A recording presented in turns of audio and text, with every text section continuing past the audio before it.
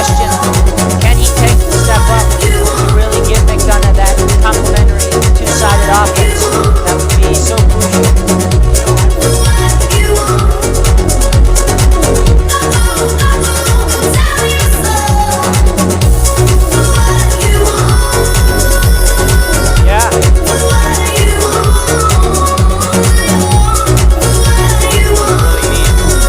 Well, he does have experience.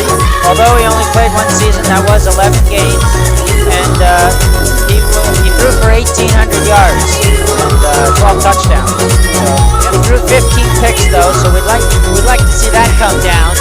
But definitely should be hopefully a sound sophomore year, and I know it'd be a good way to start with a great performance now.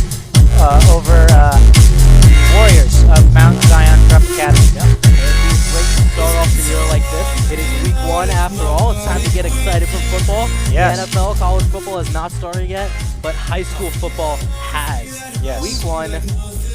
They saved the best for first, as the saying long goes. Captains are on the field now. Coin toss. McDonogh donning their all orange uniforms. What do you think about the uniforms? I think they look nice. I just hope the refs don't confuse them with the pylon. The Warriors donning all gray. Well, we saw them warm up. I think they're sharp. Yes. Some awesome sideline grabs there. Yes. They do now.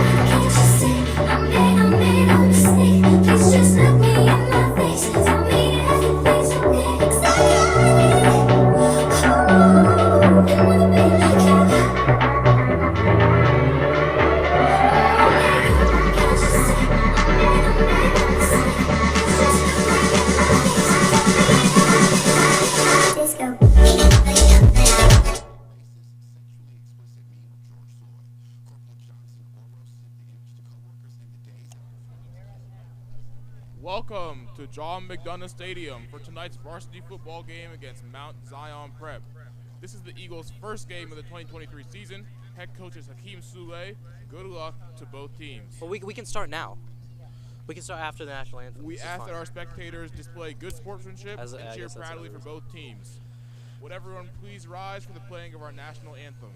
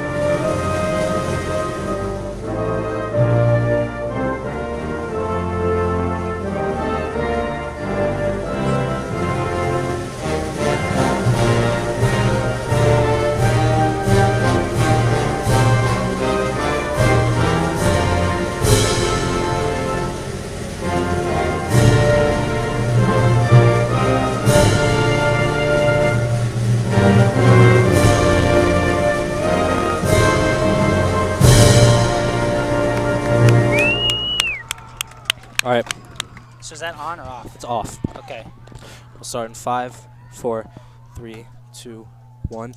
Welcome, welcome, welcome, all you viewers out there to week 1 of the high school football season.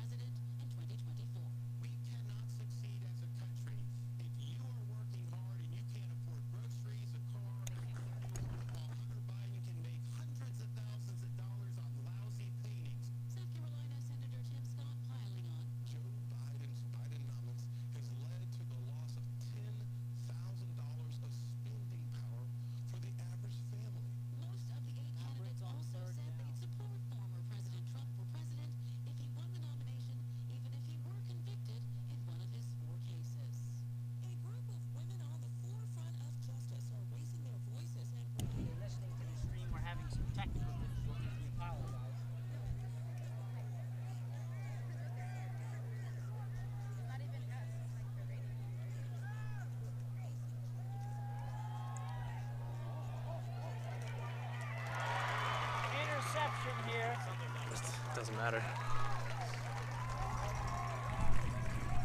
Interception, McDonogh. Good.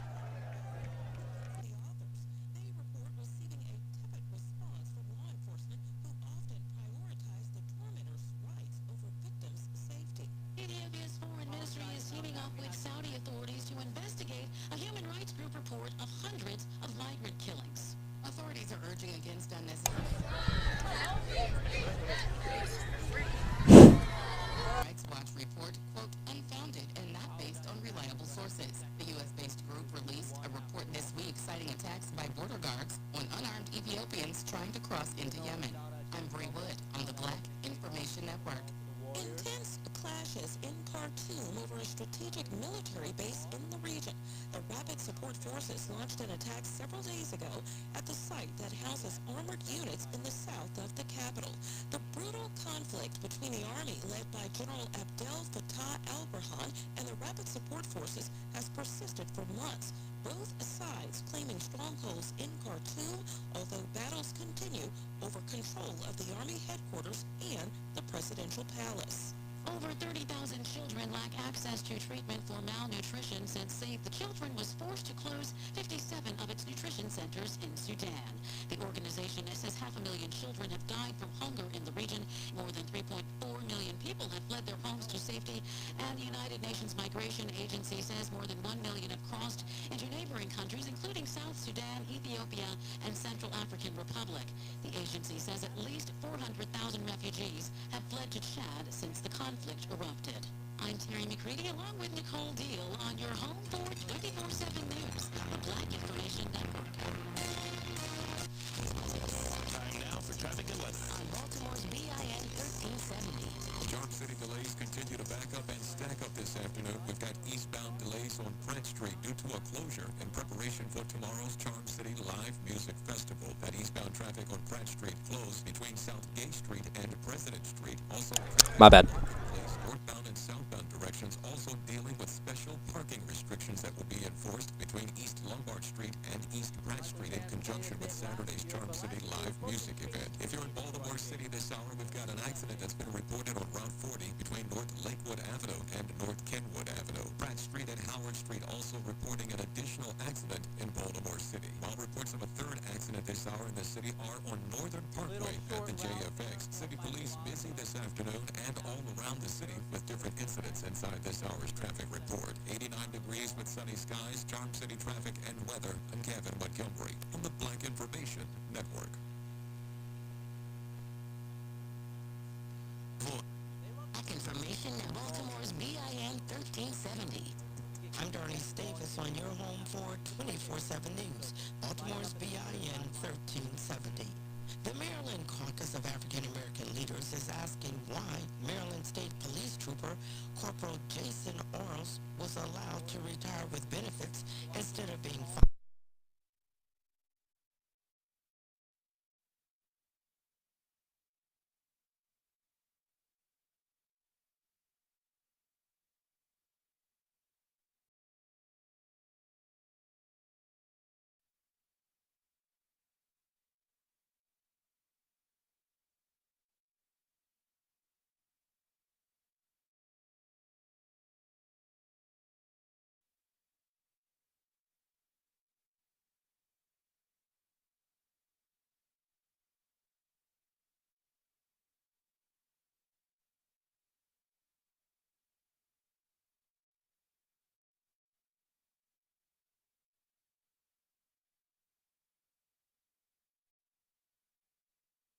Investigation and ahead of a trial board hearing.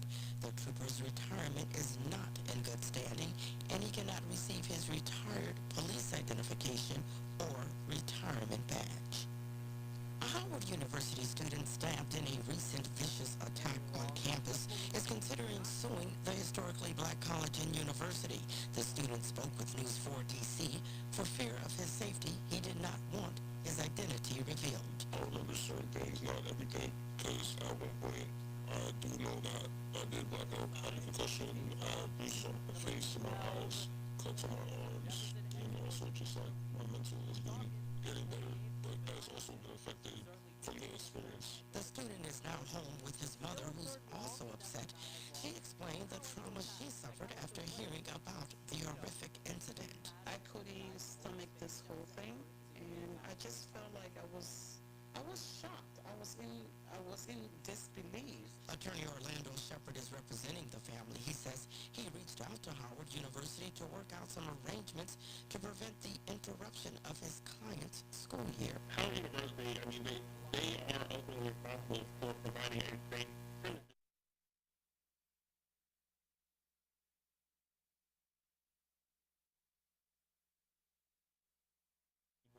to be there and ensuring that they have adequate security measures in place. Howard University released a statement saying in part they do not comment litigation and have an obligation to protect the privacy of students involved. The university also acknowledged they are aware of the reported acts of violence that occurred. Michelle Gordon is making history as the first female county administrator in Washington County. Gordon will oversee all day-to-day operations in her new role with a yearly salary in Washington County.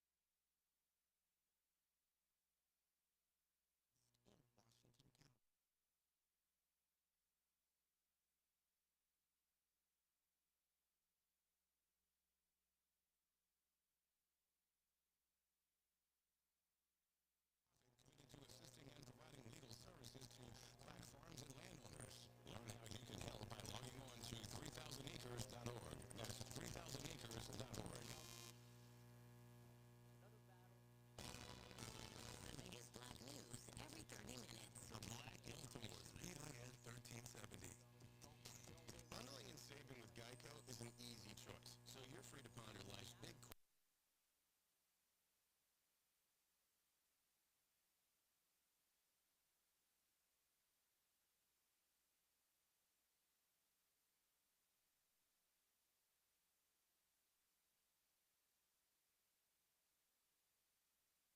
Yeah, ducks are awesome. End of story. Bundling and saving with Geico. It's an easy choice. Speak out about what's happening in your community. Call the Black Information Network hotline at 855-500-9BIN. iHeartRadio goes one-on-one with John Legend.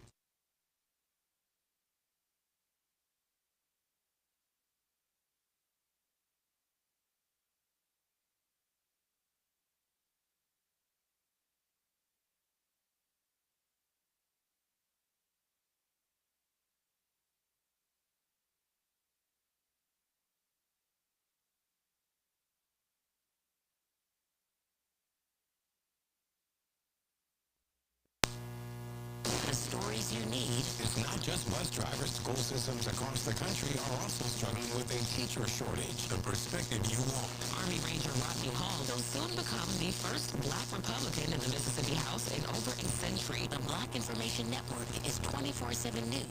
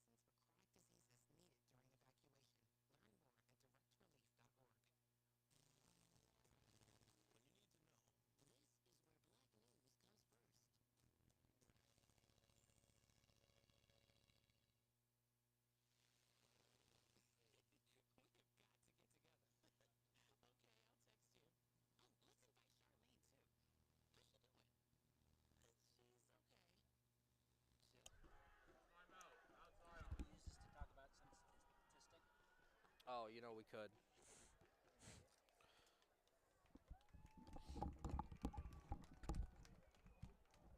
This is the time I thought to do it. Oh, sure. Do it. Yeah, let's wait a bit. We'll do it like halfway in. To the timeout. Yeah, we'll wait a bit. Okay. When do you want to introduce statistics? Well, whenever I can. All Should I right. talk about the schedule, or should I say that for later? I think in it's the game? better to talk about it like during the game. Like you know how like after I said something there was like a 30-second long. Yeah, I think that's a good talk. but then also this is sort of dead air. That's true. That's true. All right, we'll talk about it right now. as Mount Zion takes the field. And CVS has my favorite shampoo, all the black-owned beauty brands I love. I know. Everything is right. Sorry, everyone. We're having some technical difficulties. We'll try and get that sorted out for you. Aromatherapy and essential oils I found at CVS. And the pass is just over the head of number 7, Mount Zion Prep there. And that'll set up a 4th and 6. And they select punt. Can I share a secret? I get my not so healthy Stats. CVS Pharmacy is committed to making total health more accessible and providing for the unique wellness needs of the Black community. And Select State's Minute Clinic at CVS now offers mental health counseling. I'll do it later. I'm going to work it in better. Right in your community. Learn more at cvs.com. CVS is a proud founding partner of the Black Information Network.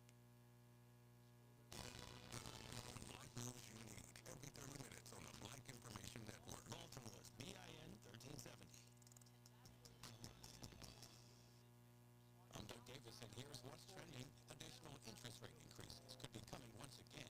Fed Chair Jerome Powell said inflation has fallen over the past several months, but still remains too high.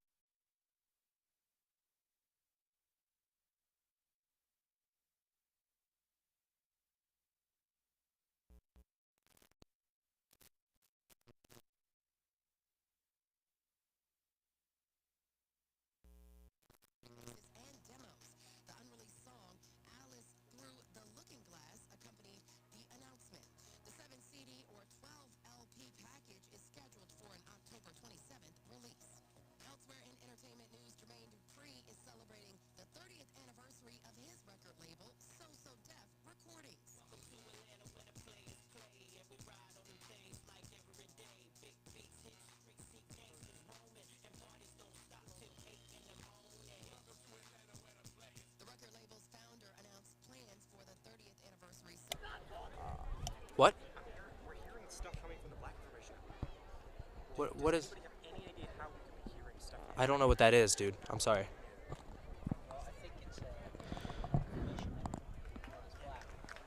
What? So what do you want us to do? What can we do?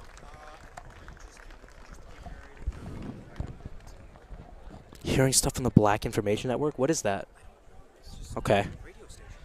I don't know what to tell you.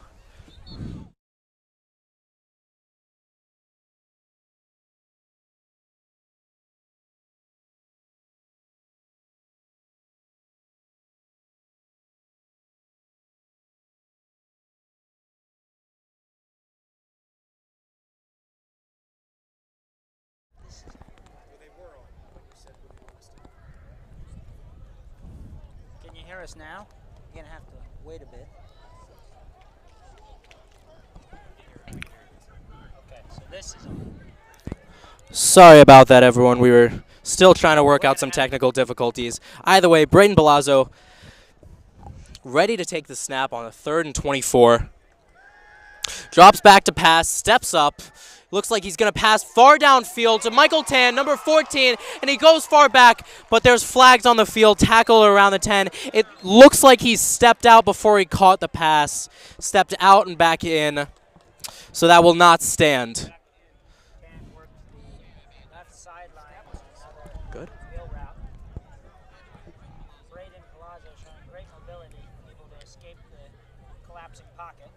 Unfortunately, it will not stand, but it will give the Eagles another chance at a very long 3rd down. Emotions of this drive.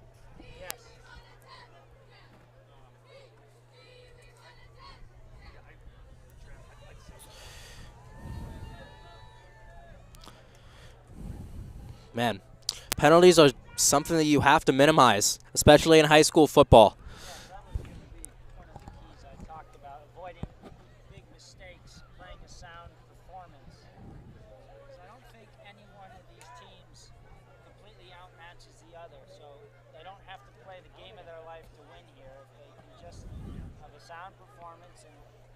Massive mistakes. Unfortunately, though, we have seen some of those from both sides. Turnovers for Mount Zion Prep. And McDonogh with the kickoff. And also lots of penalties. Either way, Palazzo ready to take the snap on a 3rd and 36. Not unheard of to convert, but not very likely as Mount Zion Prep. Michael Tan taking it up to about their own 40. So, and he almost stayed up, but he was tackled. Started the ball on the opponent's 40. Has to punt from their own 40. Not a great drive here, going in the opposite direction. But we'll see if they can pick it up next time. We'll see if their defense can stay as stout as they have been. Not really allowing anything to be done. You're in a situation like that, too, for Michael Tan. You got guys on you trying to bring you down. Just keep your legs running. Keep your legs moving. Power through them, getting an extra yard. In the game of football, inches matter. So an extra yard here or there. The punt is high, falls down at about the 35. And touchdown at about the 22.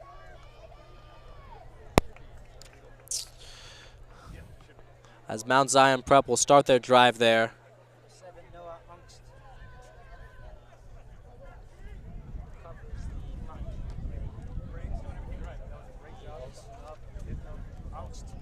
Running back and the linebacker led the Eagles in total tackles with 138.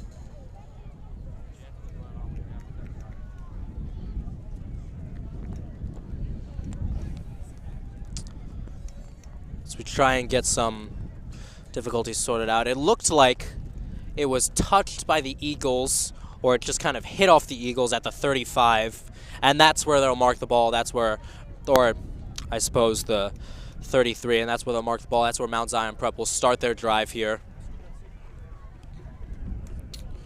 And we'll see what happens. Come back out on offense. The collection is available for pre-sale and in select NFL stadiums merchandise. Warriors here looking to put some points on the board. It's still the first quarter. 10 minutes have passed, and it is still scoreless. So No safeties back deep. Might be showing blitz here. Mount Zion Prep looks like they're playing ISO. Could be a handoff here up the middle, out to the sides. There's 4 out wide.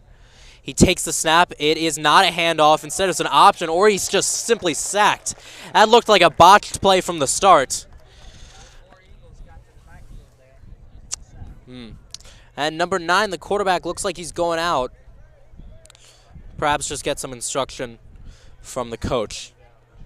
That was a botched play. You really don't see many of those.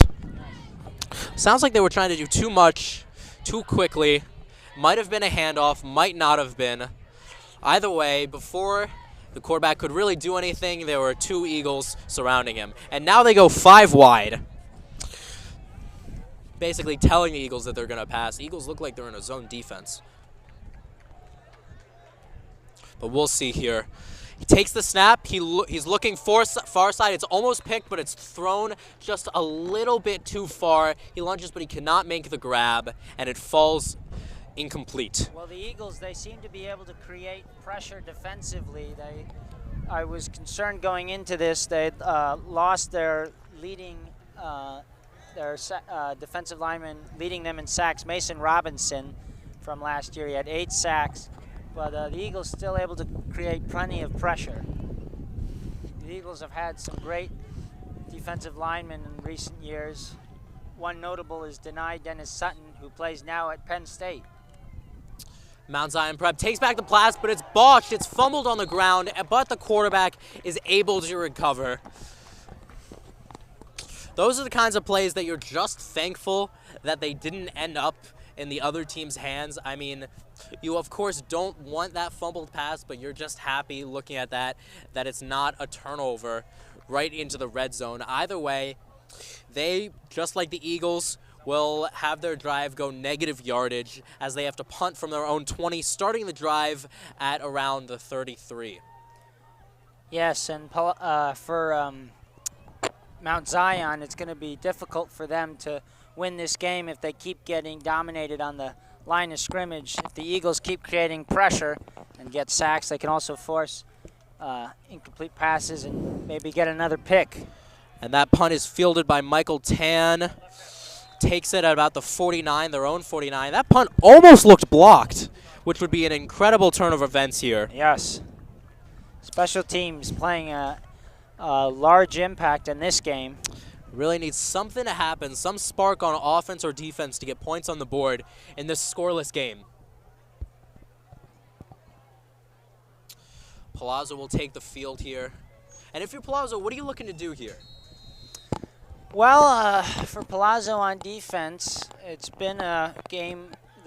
Today's game has been a game of field position, and the Eagles right now just on their side of the 50. Palazzo drops back to pass. It looks like he's rushed. He's got 2 guys in his face, rolls near side and passes, and it's picked off, but it's dropped at the end, number 22, and that'll bring the number 22 on Mount St. Zion drops it in the end. It was a tough pass to begin with, and that'll bring us to the end of the first quarter. So it's a close game now. A close game still, neck and neck, tied at 0. A lot of punts we've seen. Hopefully we can have some more offensive excitement to come in the next 3 quarters. Yes.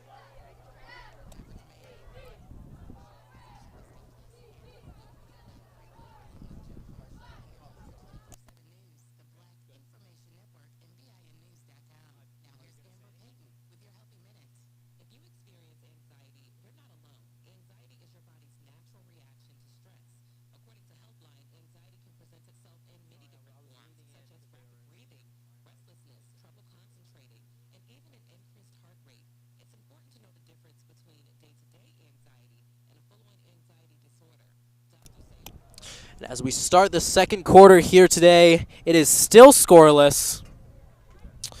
McDonogh will take their position momentarily, trying to get 51 yards to the end zone, hopefully to put the first score on the board. Palazzo still the passer. He is the sophomore for McDonogh. Sets back to pass. Looks to be an ISO. One running back in the backfield, 4 wide receivers out wide. Santino Sanchez goes in motions to the other side. Takes the pass, it's the run play, or it's a pass play option.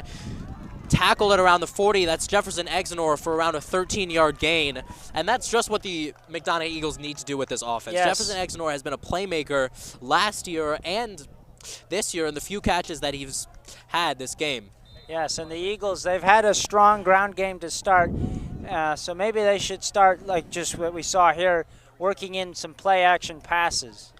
And I'm surprised to see that looked like a run-pass option. And I think Palazzo read that perfectly. Yes. Really good to see him do that. Yes, run-pass option. Tino Sanchez in RPO. motion. It looks like it's going to be a flag. Looks like it's a false start on the Eagles, and that'll back them up further. Another penalty. We really cannot have this if we want to win. Terrible. Man. Eagles just crushed by another penalty. Yes. So they'll be moved back. Don't move back too far, but far enough that it still hurts. Yes. Just outside of field goal range here at about their own 44. Sorry, Mount Zion's 44, the Warriors 44. Palazzo back. He's got Michael 10 to his left.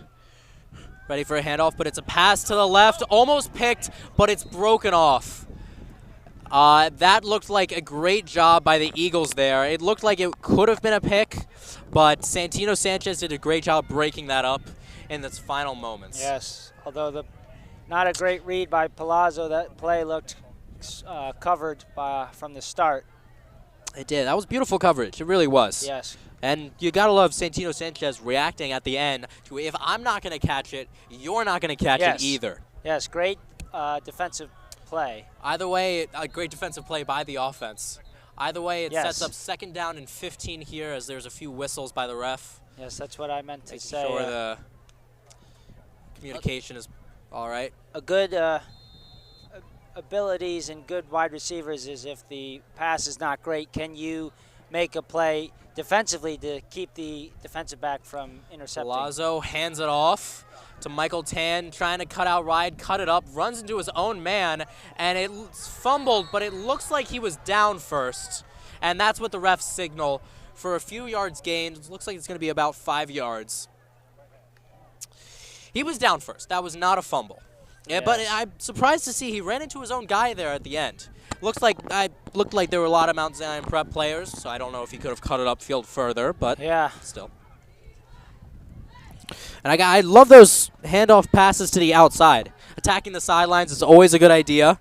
You just bet that Michael Tan is a very athletic player. Yes. I think if he attacks those sidelines, you can just beat this team on speed and speed alone. Yes. Palazzo in the backfield, 3 wide receivers to his left, and it's got Michael Tan to his right. He's looking left. He's looking left. Great protection, and it's caught, but there's laundry on the field. He stays on his feet somehow, and he's tackled at around the 12 or 13. And the flag looks to be on Mount Zion Prep, so the play will still stand. What a beautiful pass and catch from Palazzo to Exenor there. Yes, Exenor, he went over the middle and he sat right between the 2 defenders. They looked to be in a zone defense there. He just sat in the middle, wide open. Palazzo able to hit him. He didn't go down initially. Great fighting by Exenor for some yards after the catch. It really was. He's a big guy. It's tough to bring him down. Yes. Can't blame these Warriors. Jefferson Exenor, last year, the leading receiver for McDonogh. Yes. 788 yards on 48 receptions, the longest being 71 yards. We'll see if he gets another touchdown here today. Speaking of touchdowns, Exenor led the Eagles in touchdowns last year, receiving with 9. Palazzo back, 2 to his left, 2 to his right, and a running back behind him. Drops out, looking left. He rolls out left, escaping a sack. It looks like he's going to run for it, and he picks up a few yards at the end there, bringing it up to about the 4-yard line to a short 2nd and 3. And I really like that there. Now, I think he did a great job recognizing that there was no one open and using his legs to get a few yards. yes. Make something out of nothing. Now, in a game like this where defensives have dominated,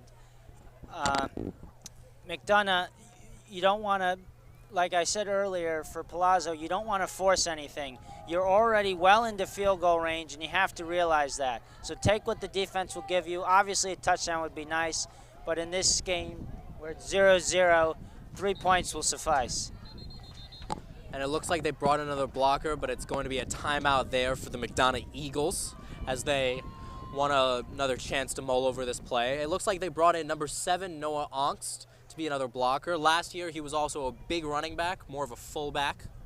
Yes. So we'll see if they use him in a similar role this year. Speaking of last year, these two teams, they did play in the first game of last year as well, also hosted by McDonogh. And McDonogh, they won that in a fairly dominant manner. 21-2 was the final score. Will we see a similar result today? I'm excited to find out.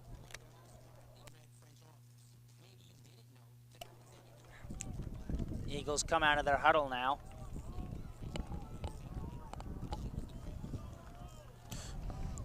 Second and 3, really no reason to panic or force anything, which is why we liked Palazzo's play Yes. on that first down and 10. Looks like Palazzo is lining up under center.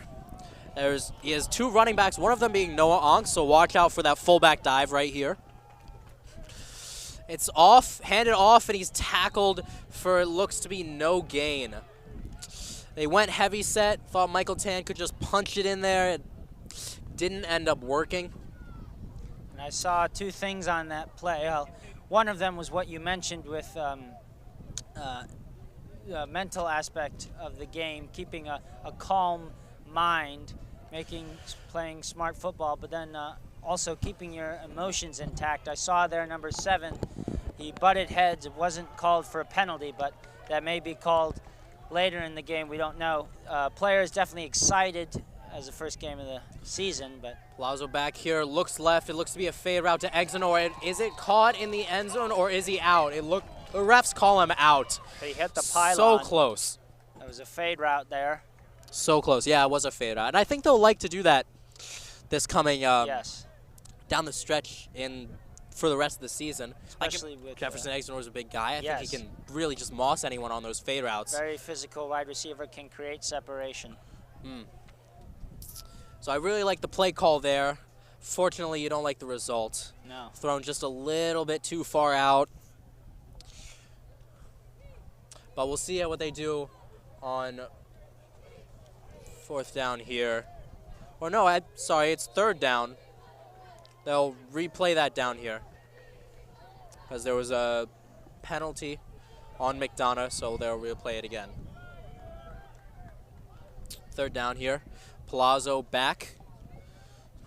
Takes the snap, looks right, throws right. It's not caught. And Exenor there, he waited for the pass, and the defensive back came forward in front of him, able to knock it off out of his hands. Sometimes when you're a receiver, you got to go get the ball. Obviously, he tried to stay inside the end zone to make it a touchdown. But Yeah. if he catches that there, McDonogh at least the 2-yard line, that may bring up a decision to go for it, to punch it in with the run. And with that all said, it was a great defense by the Warriors there. Not hitting Exenor too early, that would have been a penalty. But hitting him late enough that it was just a pass breakup. Either way, the kick by McDonogh is up and good, ensuring a lead here. 3-0 in the 2nd quarter. In a still close game, but that's the first score. That's the first score of the year. Number 23 kicker Sam Arbaugh, a senior for the Eagles, with the field goal there. And he's excited, hopping back to the sidelines. Yes. You love to see the first score. It's touchdown, field goal, whatever. Yes. Love to see Great it. to get some offense. Rejuvenate some offense to Points. this team, yes. Points in general. So the Eagles will kick off. This is just the 2nd kickoff of the game. I suppose it is. We've seen a fair amount of punts, Yes. but this is the 2nd kickoff. I highly doubt it'll happen, but since it is just the 2nd kickoff, you think any chance of an onside kick? Well, it's possible. It's possible. Well, either way, the Eagles will kick momentarily. Mount Zion Prep back at around their own 10 to receive. The kick is up, a little bit short but high and pretty far actually. Takes it at about the goal line, runs out and tackled at the 10. Kind of a bad return there, or sorry, tackled at about the 15. Not the greatest return, sets them up with pretty awful field position. Yes. But they still have the ball. Number So we'll see what 22, Aiden Zoller, the sophomore, with the kickoff there. Yeah, and up to now, the McDonogh defense has been pretty stout. You haven't been able to run against them. You haven't been able to pass against them. We'll see if that changes once they score. Yes. Although they can't get too comfortable. They're only up by 3. Yes. They still have to play tough here. Their defensive success today, in my opinion, derives from them being able to create pressure. Pressure on the quarterback. Last year, Robinson, who's a senior this year, had 9 tackles for loss. He was a senior last year. He was a senior last year, he graduated.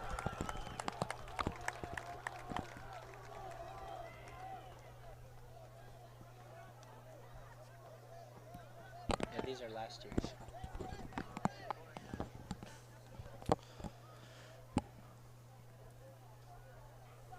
Either way, that play will bring up 2nd and 14. It's a tackle for loss by McDonogh.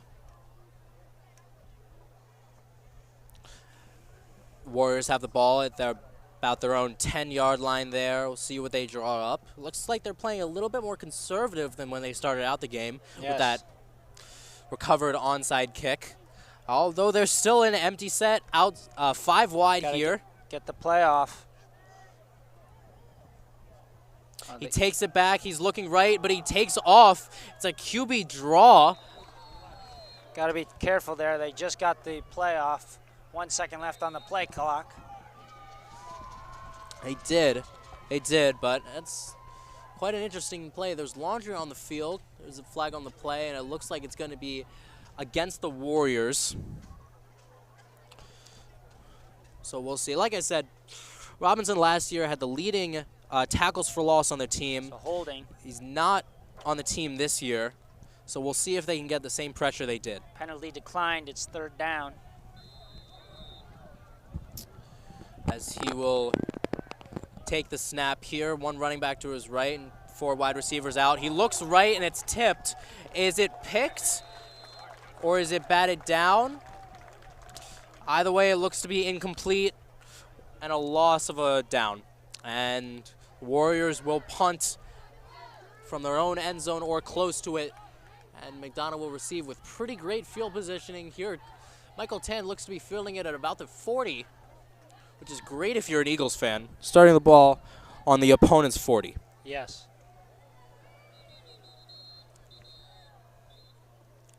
Tan, a very explosive player. I get the feeling that in this game coming up, he may have a big break, explosive play, maybe breakthrough. He's been close so far. And the Warriors take a timeout there. Remember, the last few punts by the Warriors have not been perfect. Yes. By any stretch. One of them that ended up on their own 40 from around this distance on the other side of the field looked to be botched. We'll see if that continues here.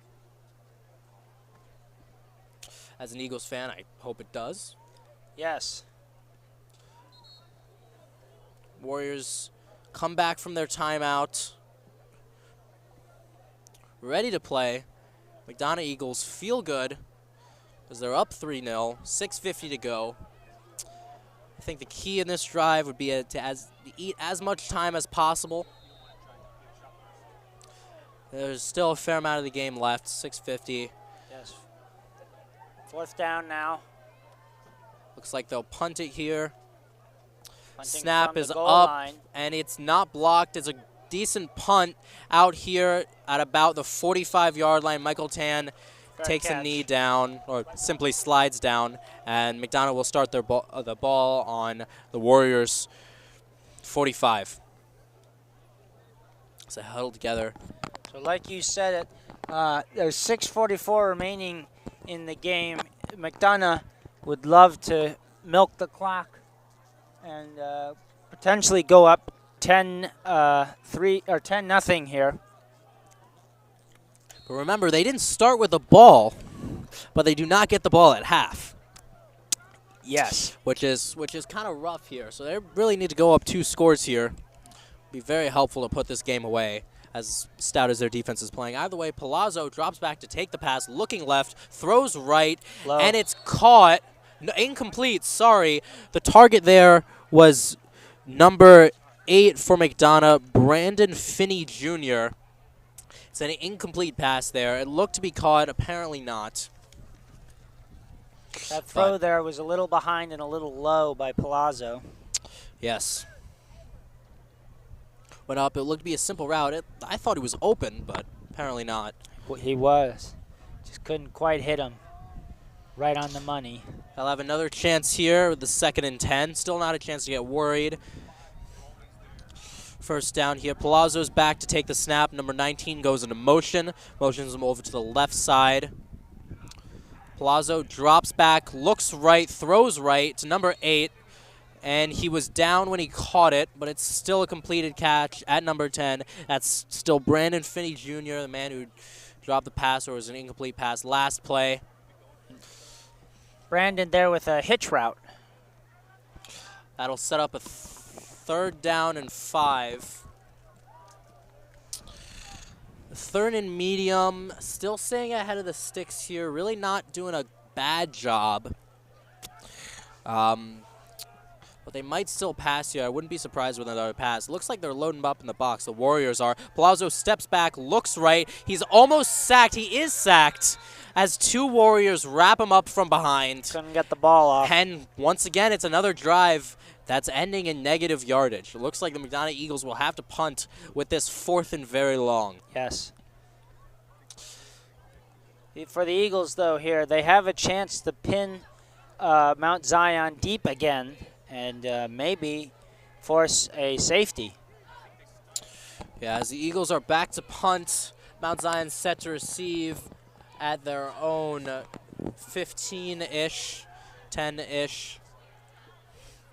It's a good snap. It's a good punt. And it's caught.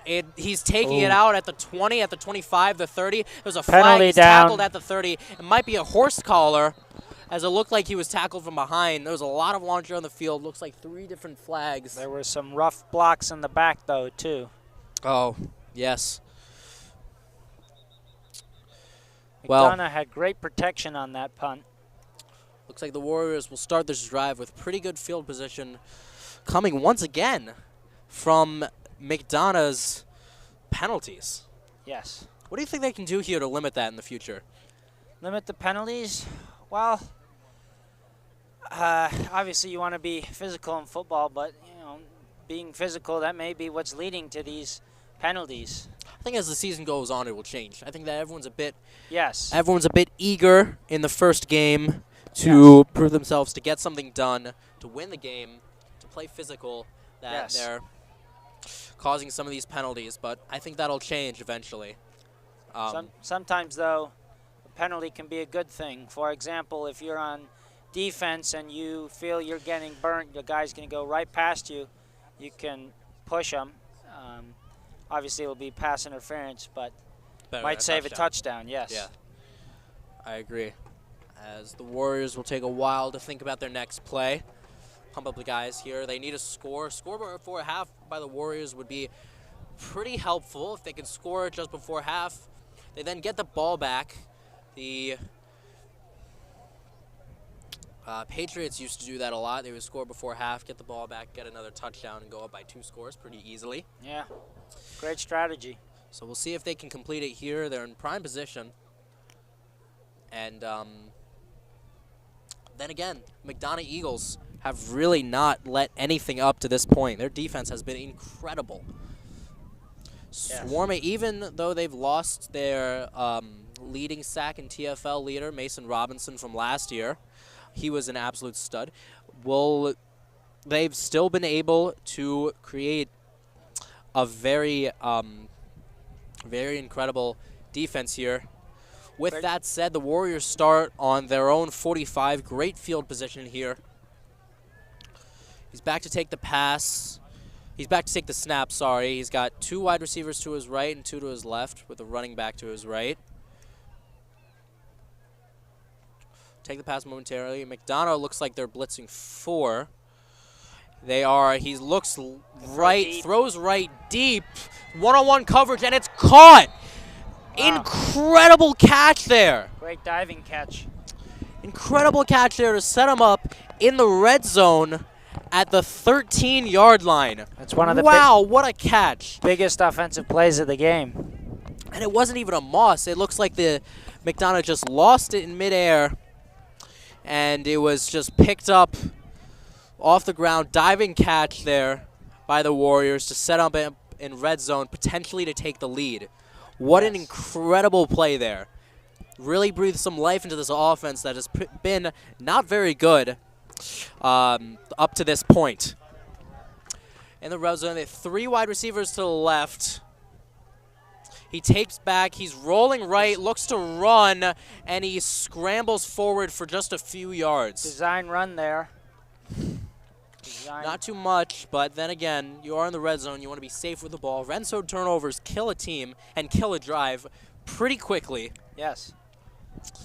A great sign of a great offense is red zone scoring percentage. How many times can you get into the red zone and walk away with points?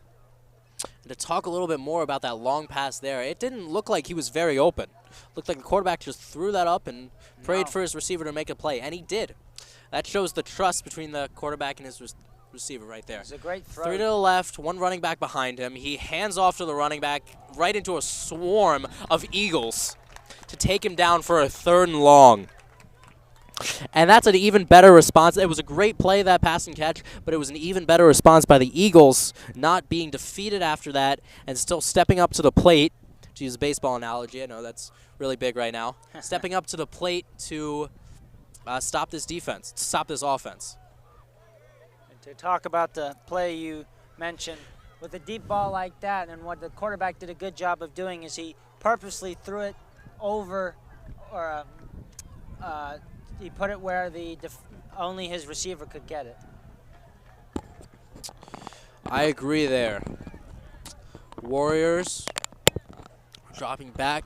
Warrior will take the snap. He's got 2 to his right, 2 to his left. There's a flag on the field. It looks like it's going to be against the Warriors, setting them back a little bit further. They're still in field goal range. It would be a tough field goal, but not impossible from this range. But we'll see what happens if they can convert here. A field goal would tie the game at 3-3, giving the ball back to the Eagles with some time left.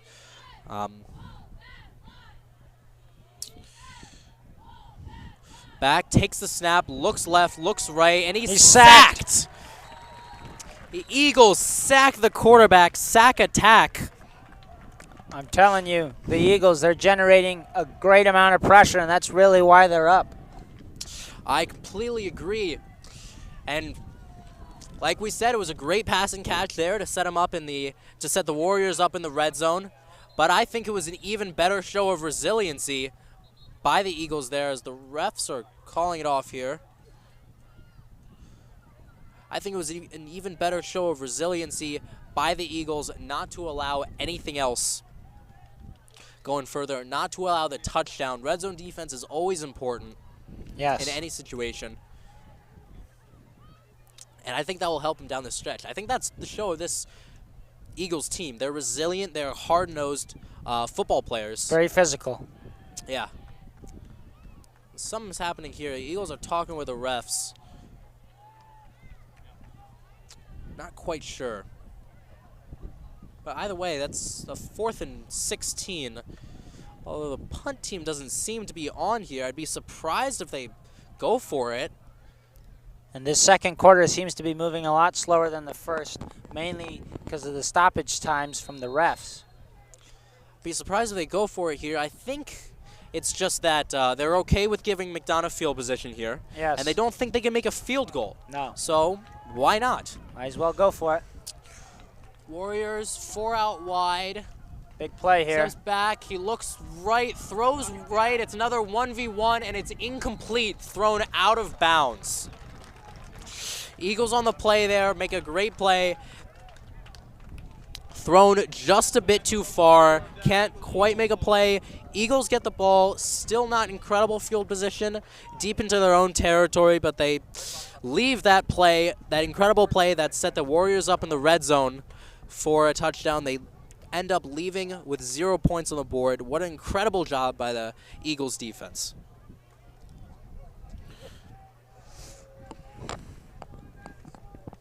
Eagles come out on offense again. 2:10 left. I believe they have all their timeouts. Palazzo, ready. They have 2 timeouts. Two at the timeouts, moment. sorry. Palazzo ready to take the snap. To the old 2-minute drill, looks left, throws left into a 2v1 coverage, and it's incomplete. So close, targeting Jefferson Exenor on that play. I love it. I love it right here. He recognized that they had one-on-one coverage. Safety came over to help, so it created 2-on-1 coverage for a moment, but I still like that play. Get to throw the ball to your playmakers like Jefferson Exenor. Yes. Who has been his playmaker last year, continues to be a playmaker this year. To make something happen, you need chunk plays down here with the 2-minute drill. You're hoping to convert a 80-yard drive here, or at least settle for a field goal in the last few minutes, or last few seconds, rather. Pass may have been successful if he could have thrown it a bit Plaza. farther. Shovel pass to the outside to Santino Sanchez. He cuts it up for around a 10-yard gain. Jet sweep there. That'll set him up with another first down. Great conversion. That's what the Eagles have. Move the sticks. That's what the Eagles have got to focus on in the second half, is converting on first and second downs. They move the sticks, but the clock is still going, so they'll need to go. Hurry up here. Palazzo needs to take the snap here pretty quickly, not to waste too much time. He looks left. There's a guy running. He evades it quickly, thrown a little bit over. Just overthrows Santino Sanchez as a check down, and it looked like Sanchez had a lot of room ahead of him, which would be dangerous. Yes. For the Warriors defense. Braden on that play, great ability to avoid the sack, step up, just overthrew his receiver. Sanchez, a guy who we've repeatedly said is very shifty. He's similar to Zay Flowers in that he's a human joystick. And I think they wanted to take advantage of that here. They really could have broken off a huge one there. Either way, it falls incomplete, 2nd and 10. Palazzo ready to take the snap. He does, looks left, rolls out left, throws the check down, but right to his feet. Santino Sanchez again targeted on that play. Really want to get him involved, but they can't if they can't throw him a pass that's catchable. Either way, that brings up 3rd down here. Risky situation. What do you look for as a coach? Because there's the option that if you pass and it's incomplete, you're giving the ball back to the Warriors with a lot of time left. Yes. But you would always complete the pass, Maybe keep the drive you going. run it and force him to use a timeout or burn some clock. Possibly. The Warriors only have 1 timeout left. Palazzo is back. It looks like he's going to pass. 3 wide receivers to his right. Empty set in the backfield. Screen pass over, and he's pummeled. Just picked up in a swarm. 10, who went in motion. And the Warriors take another timeout here as the ball is set on McDonogh 30, and they are going to punt. That play there, going back to it, the Eagles had a screen pass on either side of the field, and on the Braden choosing to go to the left for Exenor, and he was tackled immediately. But had he gone to the right, he may have had Michael Tan open for a big gain. He was working out in the flat. With that said, I love the play call there. Screen pass is safe. It gets the balls into the hands of your playmakers, which we've said repeatedly is always a good idea. Yes. And it has the potential to break one for big while also not being incomplete. Just a misread there, though, by the quarterback. And I do want to say one thing for these screen passes, which we've seen McDonogh do a couple times. I haven't seen great blocking by the receivers. And that's going to be key for any big explosive screen pass. Aiden Zolar, the punter, back at around the McDonogh 15. The snap is a bit high, and the punt is a bit low. May roll. Drops down, rolls to the 40, the 35, and that's where it's picked up by the Eagles. That's where the Warriors will take possession. Took a big bounce in McDonough's favor. It did.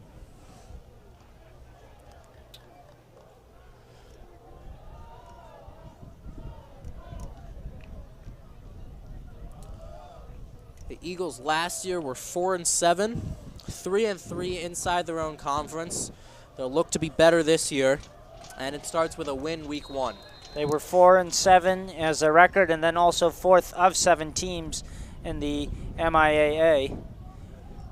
Last year, the champion Archbishop Spalding, 11-1. McDonogh played them in the playoffs at Archbishop Spalding, but unfortunately lost by quite a bit.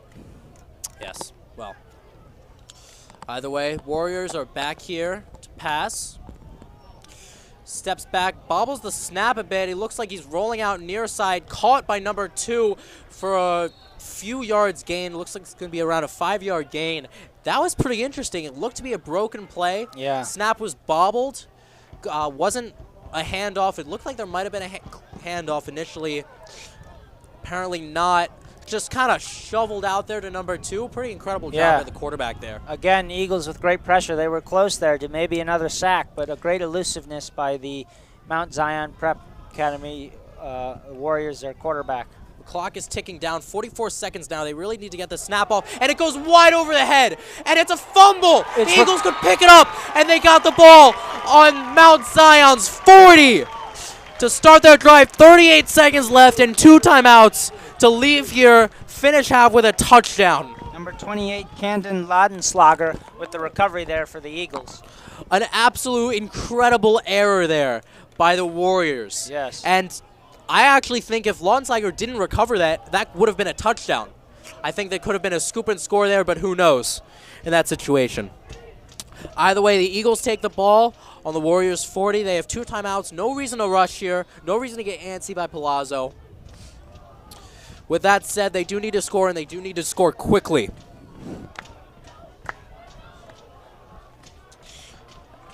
Eagles catch a break here. Crowd getting into the game now. 4 wide receivers. This seems to be their normal set. Palazzo looks left, throws deep. One-on-one coverage. Jefferson Exenor goes up and makes the catch. Great adjustment there. An incredible catch by Jefferson Exenor to bring the Eagles to the 5-yard line. The clock is stopped while they move the chains. That time he stepped in front of the defensive back, jumped up for the catch. Jefferson Exenor really taking over the game here, putting the ball in his hands. He says, give me the ball, I'm going to score. And if you do that, you just might. Great play there. Palazzo comes back to his own sidelines. Everyone's high fives around. Great sports. Comes back. McDonogh takes a timeout here. Really want to mull over their final few plays. I can see 3 shots to the end zone. No running plays here. What about you?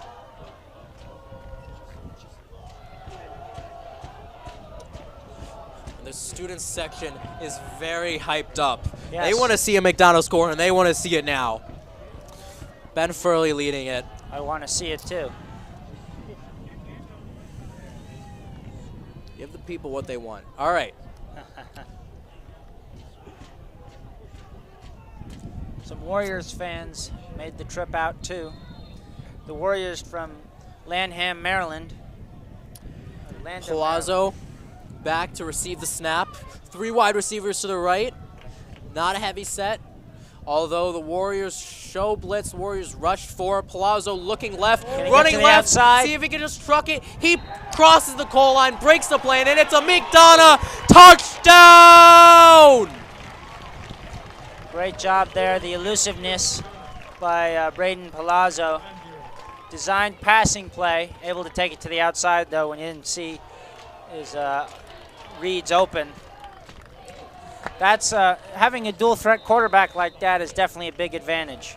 Yeah, Palazzo, not the most mobile guy, but he will use his legs when he needs to. And that is example by that moment right there. The PAT is good, easy money to put the Eagles up 10-0. Number 23 kicker Sam Arbaugh, a senior, with the extra point there. And going up 2 scores right before half when you know you're not getting the ball back, what does that do for your team? Does something great. Yes. And another great job by Palazzo there, recognizing that he had no receivers open, but we did have a lot of green grass in front of him. One man to beat. He did, broke the plane with the ball, and it walked in for a pretty safe touchdown there. Yeah. Eagles up 10-0 now, 22 seconds left. Aiden Zoller back to kick. Again, And the Warriors backed up a little bit farther to their own 5 to receive. Touchdown there. We've seen some offense. We were complaining about it a bit after a scoreless first quarter, but we've seen some offense in the second half. That's pretty exciting. great kick here. Kick is up, fielded in their own end zone, and it'll be a touchback. The Warriors will get their ball with 23 seconds left. They could take a shot, a few shots to the end zone, but they don't have any timeouts, so I think they'll just kneel it, but we'll see. I also want to be careful, too, if you take a deep shot, highly likely it can be intercepted and maybe returned, and that would be the worst thing for the Warriors to happen right now. Well, this McDonogh team does look pretty rejuvenated after that last score. It's always good to get the first touchdown, and it does wonders for the confidence of Palazzo, the quarterback, the starting quarterback, and it looks to be the only quarterback here for this McDonogh team. Yes, and confidence can play a big game, can make a big impact on a quarterback's performance. Football, very physical sport, but also a mental sport. I agree here. It takes the pass. It looks to be a little pass to the right. He takes it upfield for a decently long gain to the 10. It looks like it moves the chains, runs out of bounds. They got the ball at the 30. 17 seconds left and still a long way to go. 70 yards to go. One thing that the Warriors can do, too, if you're not going to take a deep shot, if you're not going to you're going to try and move it down the field and not take a knee. Work the sidelines, especially if you don't have timeouts. Warriors back to receive, and it's overthrown again. High snap. What a bad snap. This center. Clock will run, and that might be the end of the first half. That looks like it will be the end of the first half. The center really needs to get his arms under control here to not allow that to happen again, because that's really been the bane of the Warriors' existence. So 10-0, Eagles lead it. It's been a very physical game, a lot of punts, low scoring, definitely defensively dominated. We'll see if the offenses can adjust, and maybe we'll have some fireworks in the second half, but right now, McDonogh leading it strong, 10-0. And we'll see you in the second half.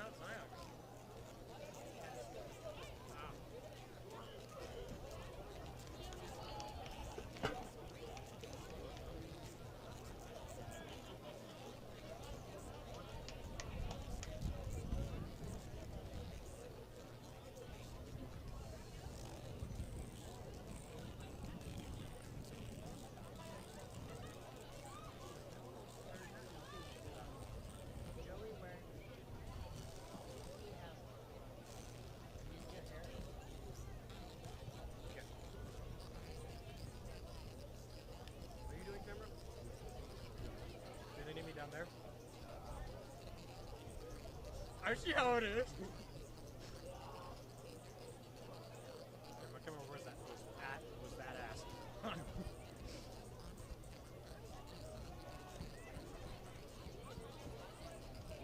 Money, like, get this man out of here.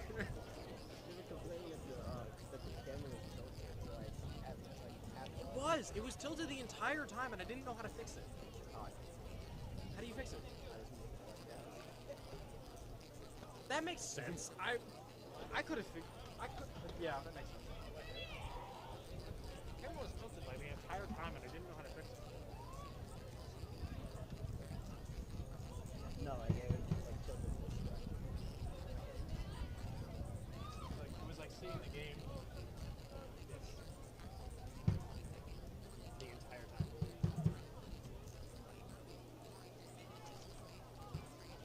A moment down there.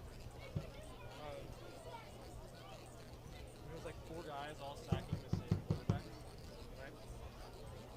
I thought if I quit, it was like, might as well toss the Crows because that was a murder.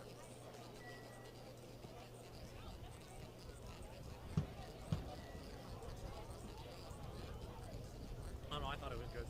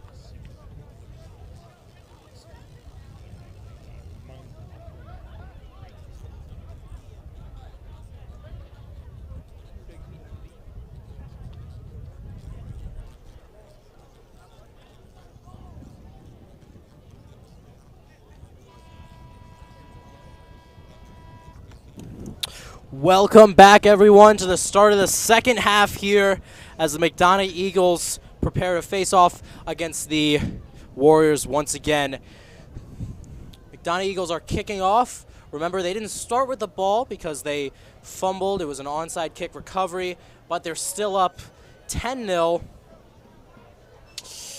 here as the Warriors will soon take the field. They're Here late. They come trotting out from behind the tennis courts or behind the their own bleachers. Yes. So it's been a very physical game so far. McDonogh, they started off pounding the rock, trying to move the ball through the offense, through the run game. But towards the end, they favored the pass game. They really have, and it worked well, especially on that last drive when they just chucked it up to Jefferson Exonor, and it really worked. Yes. Either way, it's number 22, Aiden Zolar, to kick it off. Yes. Right before the half, he had a great kick that ended in a touchback, which you don't see too often. And from the Eagles, Flag on the play again. For the Eagles, they've shown that they can be explosive and score points, but they're not very consistent with that. There's been a lot of punts today by both sides. It's true. Eagles defense has been consistently good. Yes, that is We'll another aspect. That is why they're up 10-0. So can the Eagles get another stop, put some points on the board? I think it's too early to start playing conservative and aiming for a win to run out the clock. Kick is off, and it goes into the end zone for a touchback. You don't see that too often. That was a delay of game penalty on the defense. Yeah. So they got to put their kick up and kick it right into the offense, but it looks like there's another false start penalty on the Eagles, so they kind of offset each other. So, Jeez. but that's all right. Yeah. Penalties. Penalties have really plagued the Eagles here. Yes, and more than the Warriors. they got to fix that before conference play. Speaking of conference play, a preview of the Eagles' schedule here. Obviously, today they play Mount Zion Prep at home. Then next week, on September 1st, they host the Brodnick High Bears, again at home. Then after that, the Eagles go on the road for the first time for the season.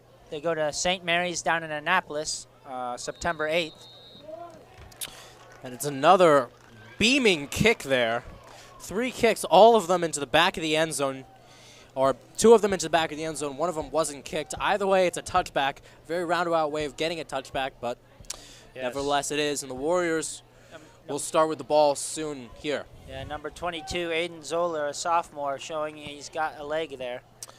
Yeah, maybe they bring him in for some, if they need to make a long-distance field goal, because he looks like he does have a cannon for a leg, but he looks to be the kickoff specialist. Start the ball on their own 20. See if the Warriors can put up the first points of their season, the first points of the game, and make it a little bit of a close game. Still a 2-score game right here. Yes.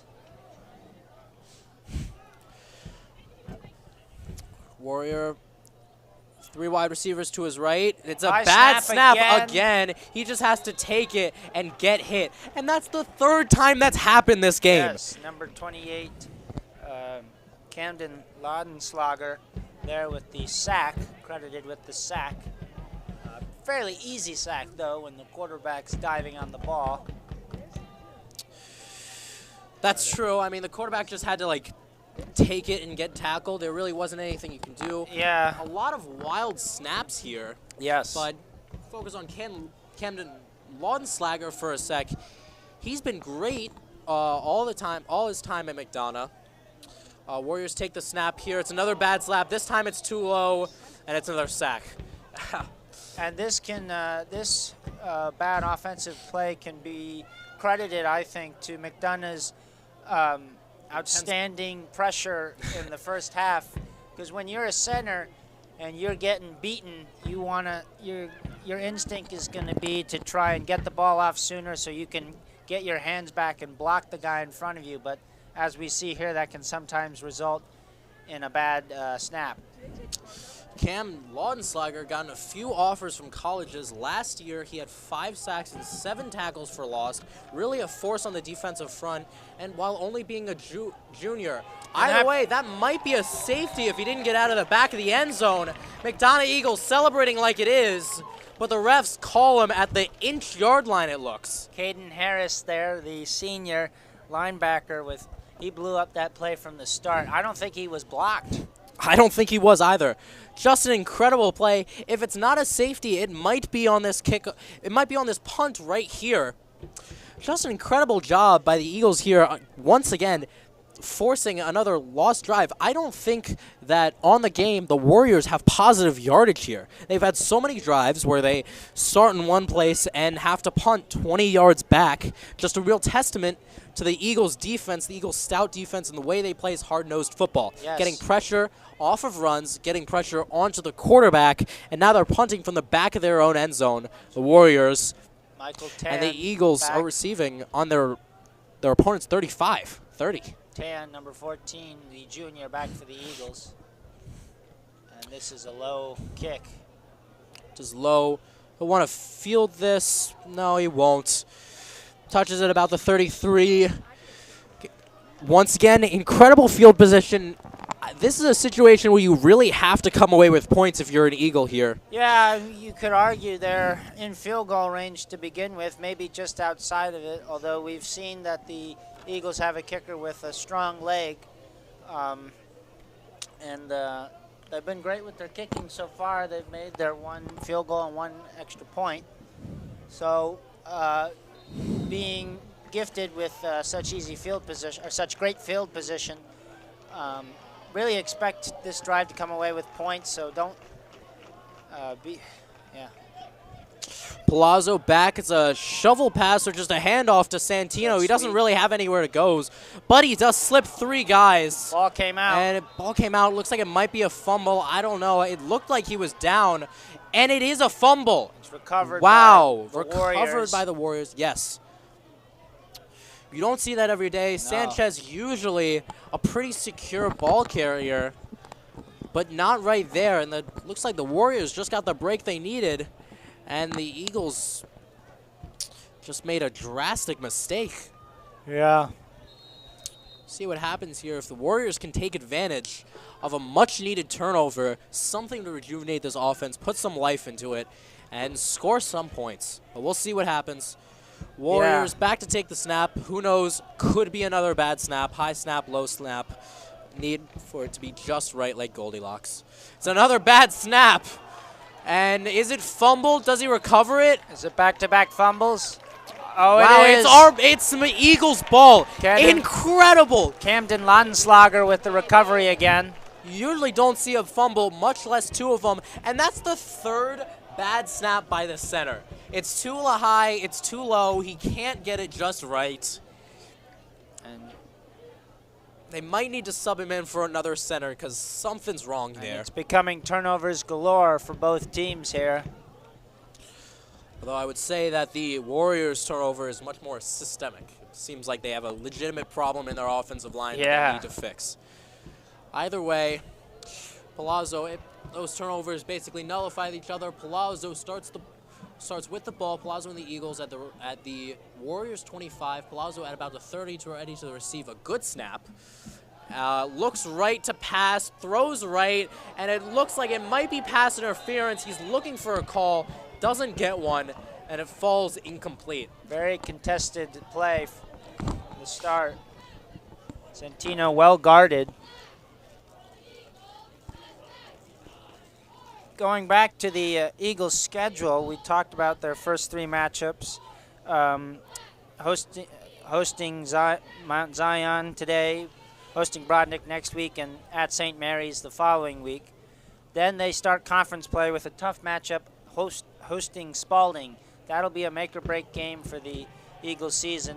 As he mentioned, Spalding won the conference last year.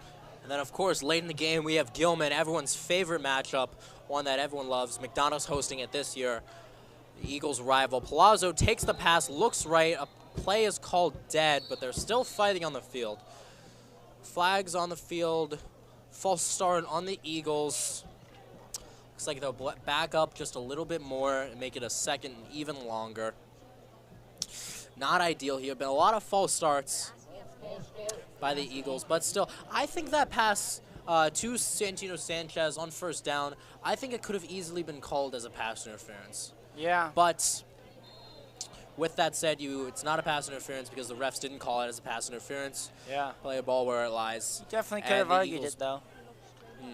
And the Eagles will take the ball on the Warriors 30, hoping to make something happen. You don't need it all back on 2nd and 15, but you need something here. Yes. Palazzo back to take the pass, 3 out to his left, hands it off, and he's got a lot of running room, cuts it out to the 20, to the 15, to the 10, stays on his feet until he's pushed out of bounds at the 9-yard line. What a run there. Caught the Warriors incredibly off guard. There is some flag on the field, not sure what it is. But the Eagles aren't backing up yet. It's on the Warriors. The play will stand. Just an incredible pass there. Yes, great it looks play. like it was a draw. The pass was faked. They ended up handing it off a little bit late, and they just had so much grass in front of him. Cut it to the outside, worked his way upfield, didn't get tackled when he first made contact, stayed on his feet, and stumbled forward for an extra 5 yards. Just an incredible play there by Michael Tan to set his team up in scoring range. Going back towards the Eagles' schedule after Spalding, they play Archbishop Carroll in D.C. Then they host Loyola Blakefield. They go into Baltimore to play Pilati. They come back to host MSJ. Then they have a bye week, October 20th. Then the following week they play Calvert Hall at Calvert Hall. And then the big rivalry game at the end of the year, which you mentioned, Gilman, November 4th. It'll be hosted by McDonogh for the first time in, I think, about 3 years. And that'll be big for McDonogh because it'll be their sesquicentennial, 150 years. So a lot of alumni should be in attendance there. You'd expect a big package here as the ball is marked on the Warriors' 5-yard line, but not so true. Looks like they got 3 wide receivers to the right. I would expect a screen pass, but I'm not sure. It is a screen pass to Santino Sanchez. He can't quite find the edge and is tackled for a 2-yard loss to bring up a 2nd down and goal. I don't hate the call there. It didn't work out, although I would have liked some heavy set. They mentioned bringing in Noah Ongst. He's been a fullback last year. He's also a great blocker, a very physical linebacker as well on the defensive side of the ball. I would have liked some hard-nosed football. Yeah, Eagles have won the offensive line, or won the line of scrimmage so far, especially on defense. And hard-nosed football, that would work for me. We'll see here. Palazzo back to take the pass. It's a handoff to Michael Tan, and it's a false start, it looks like, on the Eagles. Back him up a bit further. The second one this drive. Yeah, you can't have those. Definitely not ideal here, especially in the red zone. Red zone penalties are the worst kind of penalties because they're guaranteed to lose you points. I think maybe what the Eagles might want to do, because on that last play, they were showing run and Pilati answered, but Pilati schemed with that in mind, and they didn't have many defenders in the secondary. So maybe the Eagles go with the play action here. Fake the run and throw another fade route to Jeffrey Exenor Jr., who's in one-on-one out on the left sideline. Very possibly here. Either way, Palazzo looks left. Up there, Jefferson Exenor can't quite moss him and make the grab. Would have been incredible if he did. He would have been inbounds. But it's great defensive coverage there by the Warriors. By the way, that will set up a 3rd and long from around the 15-ish, the 20-ish. See if they can convert here and get a touchdown. If they can't, I don't know if they're in field goal range. They might be close. Might be just in range here. I would say they're in field goal range for me. I would, if I were Coach Soule, I would go for the field goal. So what that means is for me is I'm telling Braden Palazzo not to force anything here. You're in range for field goal points. So take what the defense will give you. Palazzo drops back, looks right, sees the rush, steps up in the pocket. He's got guys trailing him, going left, and it looks like it's going to fall incomplete. Looks like he was targeting Jefferson Exenor there, and he got tackled before he could. Exenor wanted a flag. Exenor did. Exenor looked like he was tackled before he could actually reach the ball there. It didn't work out. Looks like they are going to bring on their their field goal team. Looks like number 23, Sam Arbo, will kick the field goal. And if it is good, that will set the Eagles up still with a 2-score lead. But this time a more definitive 2-score lead. It would be 13-10. Last year they had a lot of trouble with the snap, the long snapper. This year we'll see if that's any different. Sam Arbo set to kick. There's the snap, there's the kick, it's up, and it is good to set the Eagles, get a few more points on the board. First points of the 3rd quarter to make the score 13-0 Eagles. Both teams still have 2 timeouts, 8 minutes and 9 seconds to go.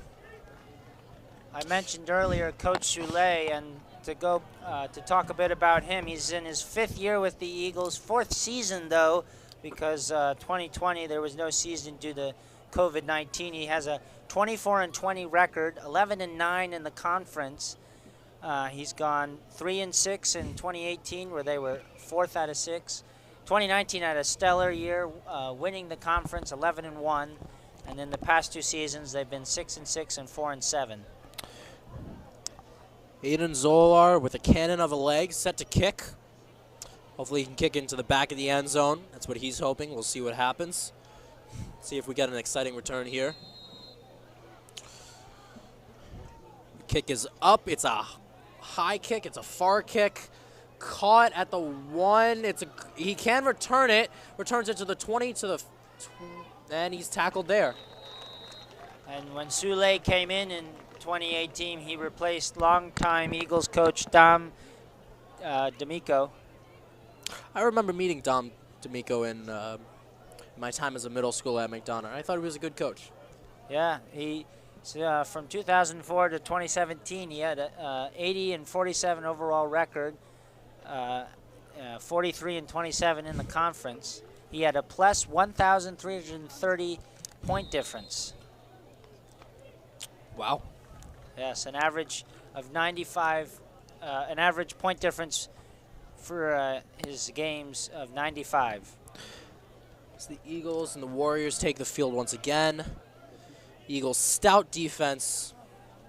Looks like they're rushing 4 with another 3 in the box. 2 high safeties. The pass, it's a screen pass to the far side. Jukes one guy, jukes another, turns upfield for a 10-yard gain. And there's another flag on the field. The Eagles had another opportunity to blow up a Warriors play, but some missed tackles there. Gave up a first down, although there is, like you mentioned, laundry flag on the field.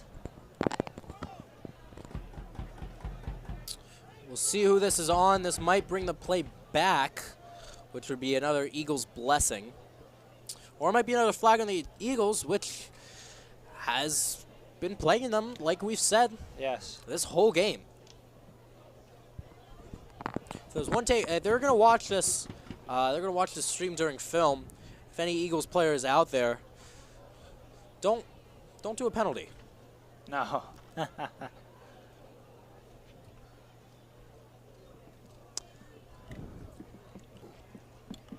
Penalties, though, much more common in high school football than in other levels such as professional and college.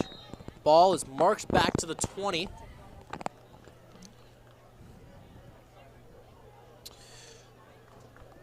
The Eagles will, as the Warriors will start shop once again from there. And looks like they're going empty set, 5 wide, really ambitious here. The Eagles still pressuring, look to be 4 on the defensive line. Another flag before the snap. It's picked up, see what.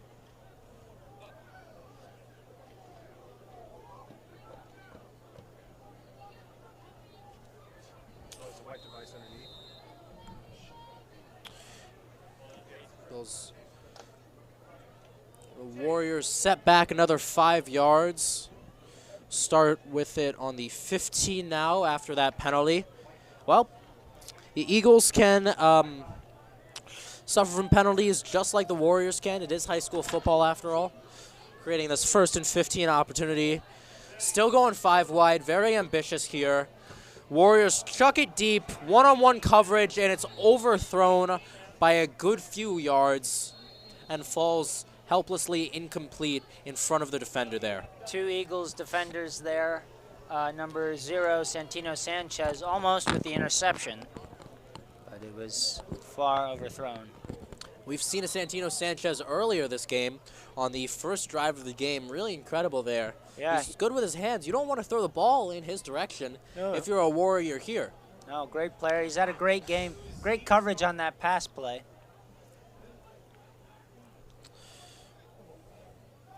With that said, we'll see what happens here. 2nd and 15. You don't need to get it all back here. You don't need to get the first down on this play, but you need to get something.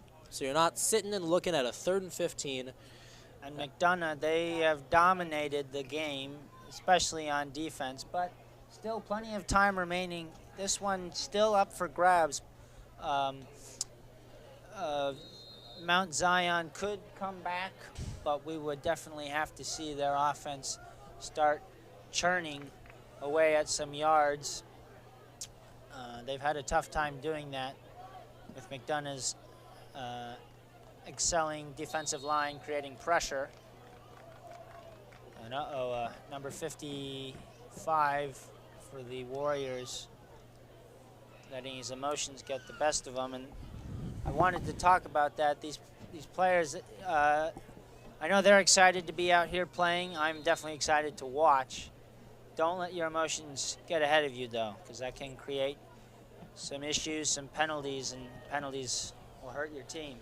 There's another penalty there, setting up a 2nd and 20. 2 5-yard penalties back, which really the Warriors can't afford when they need 2 touchdowns to go ahead, which they don't have one. Either way, the snap is low once again. I don't think he got it out of the end zone, no. No, he did not, and that's a safety. safety. Wow. Absolutely incredible. You don't see a safety every day, but when you do, it's always welcome. Another bad snap. That's the 5th bad snap of the game.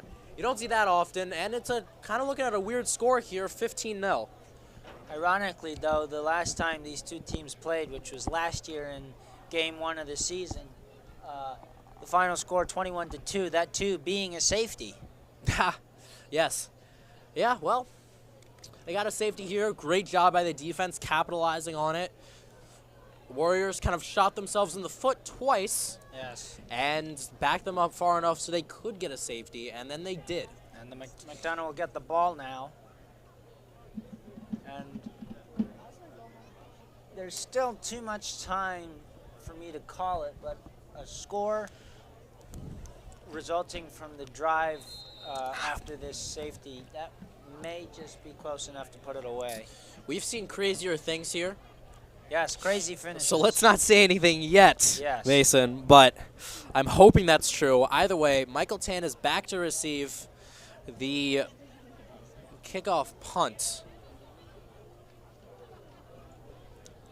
We'll see what happens here. We'll see what the Warriors do, see if their defense can pull together to stop this McDonogh offense that seems to be roaring pretty loudly. And it's always great when your defense can add to your total score, and this means that Yes. the Eagles are still up by 2 scores, but if the Warriors did want to come back, they would need a safety, and they would need a touchdown with a PAT. Though they can't think about that just quite yet. Michael Tan back to receive it at about his own 40. The kick is up, and it's kind of shanked. Still gets to the 40. Michael Tan picks it up, looks to receive, gets absolutely hit and falls forward. Fights his way to the left hash to about his own 48. And that looks to be just about the day it has been for the Warriors here. I mean, that safety play with that botched snap is about how it's been. They've just been shooting themselves in the foot. They've had some big plays with that one incredible catch down the field, but they just haven't been able to capitalize on it, which has really opened the door for the McDonogh Eagles to put their own spin on this game and be winning 15-0. Yeah. McDonough's really dominated. Palazzo takes the snap here, hands off. There's a big gap up the right side, but he's only able to get a few yards, taking it to the 50. Sorry. It's Michael Tan again with the carry, and he's been the premier back for the Eagles today. And I can't say it hasn't worked out. It's really paid. It's really paid out having him as a back. Someone just as athletic as him. He might not be the strongest guy, but he's definitely wiry, and he can barrel through guys if need be. He somehow finds a way to work around defenders, and the first one getting there is never the one tackling him. Yes. Great idea to run some clock here as Palazzo takes back the snap on the 2nd and 7, hands the ball off. No, it's a play action Wide pass. open man. Wide open down the field. He's tackled incredibly. A shoestring tackle to the 5-yard line. That's number 19, Jansen Craig, who we haven't seen catch a ball yet, but he's just too wide open not to throw it to him. He got me with the run pass option, and he certainly got the defense there. A lucky play, an incredible play by the Warriors to pull out that shoestring tackle, but an even better play by Craig there to catch it and run downfield. Craig, the sophomore, and it looked on that play as it was blown coverage. Craig was open from the beginning. Palazzo takes it up the middle. It looks too easy, but he just can't get there. The Warriors swarm around too quickly, and it looks like he's down at about the 2. I think a quarterback sneak could work here. Yeah. And I also think that if they try and utilize Noah Ongst, he's been used he's been used in the past for a fullback dive. I think that's a great option. They've certainly been winning in the trenches here. Although you really hope they can get it in with that that long pass play. Yes, and over the past 2 plays, I've noticed examples of in football. Don't give up on the play. For example, the previous play, Braden Palazzo, he was stood up at the goal line, but if his offensive lineman, they could have come in behind him and pushed him over the goal line. And the play before that, the safety for the Warriors didn't give up on the play, making a shoestring tackle on a blown coverage. By the way, McDonogh will take a timeout there to think about their 2nd and 3, 2nd and goal play call here. Really want to put it in here, but honestly, no rush. They really should have had it with that long pass to Craig. He's got to just run a bit faster, be a little bit more aware, and he looked like he beat himself up a little bit after him, as he should maybe, as he didn't get in. Either way, great job recognizing that he was open by Palazzo, and great job catching the ball and turning upfield by Craig on that play to set him up with this goal line opportunity. Getting a score here, even if it is a field goal, would put him up 18-0, which is 3 scores. So Yes. either way, they're sitting in a great position to play out the rest of this game. They want to drain some clock, but they don't. But they also want to score. Yes. See what their play call here is. If you're the coach, what are you playing here? Looks like Noah Angst is going in. That's number 7. Yeah, and if he's in the play, it might be helpful to run the ball up the middle and play some hard-nosed football. You are on the 1-yard line, or maybe the 2. Notice Jefferson Exonor there on the far side in It's a one-on-one direct snap. coverage, but it's a direct snap. He takes up the middle. It looks like he doesn't break the plane. I don't know about that spot there. I thought he had a touchdown. Yeah, it looked like he did. Apparently Go forward not. for it. Great design play, though, by the Eagles. A little Kansas Wildcat there, but apparently not. If they're down, they must be down on the inch-yard line. It looked like he broke the plane from up here, but I'm not quite sure. Looks like they're going heavy set. If I'm Coach I could Choulet, see a QB sneak pretty Yeah. easily. Just push him across. There you go. That's what they do. Does he break the plane? The ref signaling no. Yes. That's a touch. One ref signals touchdown. What's the call, ref? Well, if It it's looks like a 4th down touchdown here. anyways, I'm I not feel quite sure. If it's 4th down anyways, I feel comfortable going for it. You've already forced a safety before. You may be able to do it again, and you're so close. Braden can just jump over his offensive line. And It's a fumble. No way. What a botched play at that line. Well, that's Wow. the one thing you don't want you're not satisfied with happening. I mean, You hate to see it. yeah. You hate to see it. And what an incredibly lucky break by the Warriors there. The Eagles had a prime opportunity to go up by Yeah. 2 scores, and they fumbled the bag, literally. If the Warriors come back to win this, we could maybe Put it on this play here. Yeah, I agree. big momentum swing could be. We'll see. The Warriors will have to get past the stout Eagles defense. Either way, the Eagles will seek to force a safety here if they Yes. can. Eagles showing blitz. No one in the secondary. They load up the box. As anyone should, but we'll see what happens. The snap is okay. He Yeah. just barely got the pass off. It harmlessly falls incomplete. Looked like if that was going to be picked off, it would have been a pick 6, Yeah. which would do the same thing as a touchdown had it not been that fumble. That fumble, what a lucky break for the Warriors there. Yeah. They really needed that to stay in this game, and they got it. Yeah, and immediate pressure by the Eagles there. They're really just crushing this offensive line of Mount Zion. They can't handle it. That's right. And the Warriors will take their 2nd and 10 snap. The quarterback looks to be on his own goal line. Really backed up here, but they elect to pass. Passes far to the right side. Tackle at about the 14 for a decent gain there. Gets them out of their own red zone. Not their own red zone, but gets them out of their own danger zone. 3 minutes to go. They need to convert this 3rd down here. But you love to see that play right there. Set them up. They don't need to do too much, but they do just enough so that they can kind of work through their own offense, do their own play without having the fear of running out of the back of their own end zone, which we've seen in the NFL a few times. Yeah, and it looked like there the Eagles' defensive back or cornerback played soft coverage, which allowed the easy reception. He did prevent a first down, though. Warriors back to receive the snap. The snap's okay this time. Pass short to the far side, turns upfield and barrels forward for a few yards. And the Eagles, again, blitzing and having no deep safety in the secondary. That could be a weakness that can be exploited by Mount Zion, but they can't really get the pass off. Well, these short passes seem to be working. It seems to be when they go downfield very far, they've been getting sacked or the quarterback has been getting rushed. But these short passes just turn upfield, try to get a few yards. You don't need to hold the whole thing here, although you have to be aware of the time heading into the fourth quarter shortly. Yes.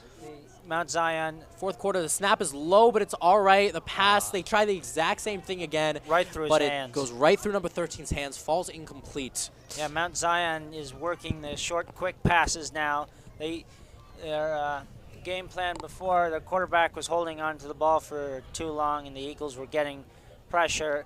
And although the Eagles are still getting pressure, they're not getting any more sacks because of the ball coming out so quickly. That's right. Well, we'll see what happens here. 2 minutes and 18 seconds to go. 2nd and 10. The Warriors' offense has looked flat up to this point. We'll see if that changes here. They really need something on this drive. There's laundry on the field once more. We'll see what that penalty's on. And it looks like it's on the Eagles. Another Eagles penalty. Really hate to see it, but at least... But it's a change of pace. They used to get penalties on the offense. Now they're getting penalties on the defense. It's on number 28, Camden Laudenslager.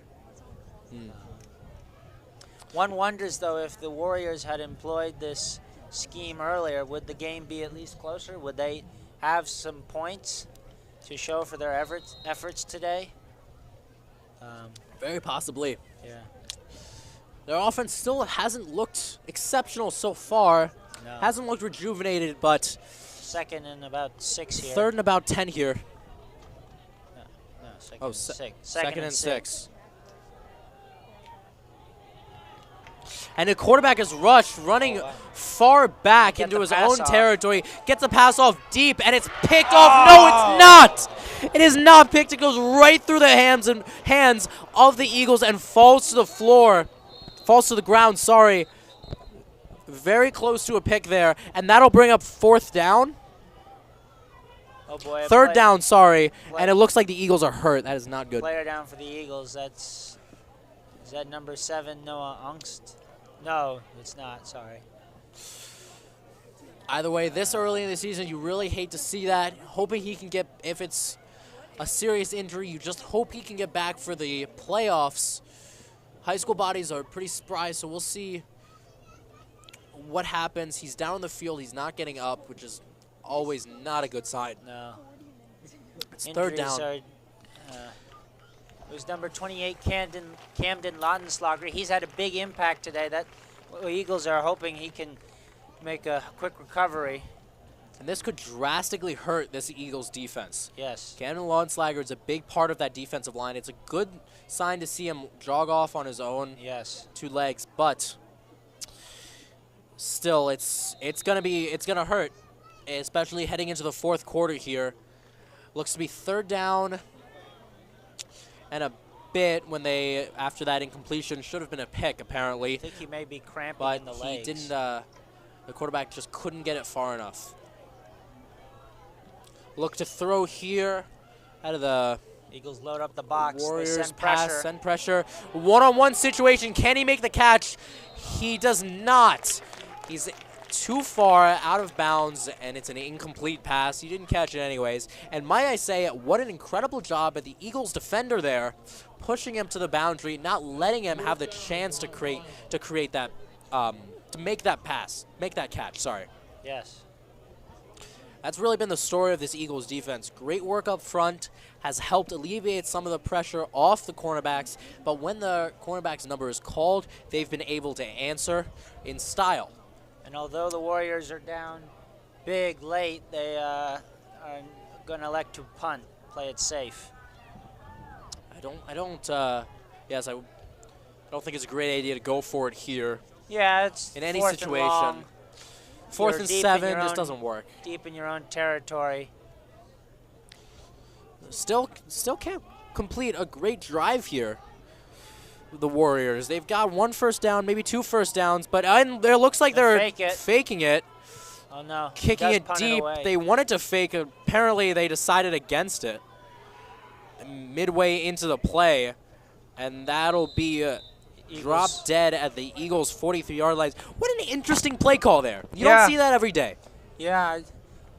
I think he was trying to run it to the outside, then he had to cut it back. Eagles allowing no hole, and lucky he was able to get it off. Might have been a bit indecisive with that. I guess it was a punt pass option there.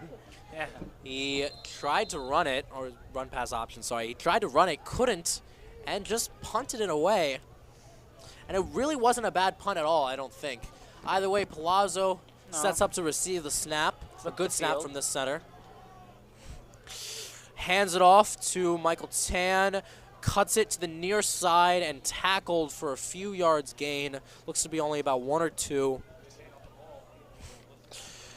Either way, that drains the clock a bit, which is really what you're trying to do on these last few drives. Yeah, Tan just not quite able to hit the hole. It collapsed just before he got there, or just as he got there, really.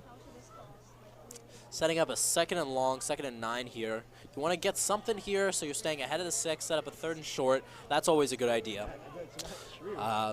We said earlier staying ahead of 6 was going to be a big part of the offensive game plan here. Palazzo set to receive the snap.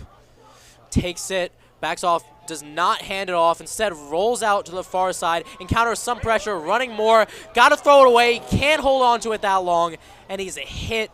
Looks to be a little bit below the belt, a little bit slow getting up, which is not what you want to see as an Eagles fan or an Eagles coach. No. Looks towards the sidelines for the next play call. You just can't hold on to the ball that long. No, he's got to get rid of it. He was trying to make a play, trying to force a play, and it didn't work out for him.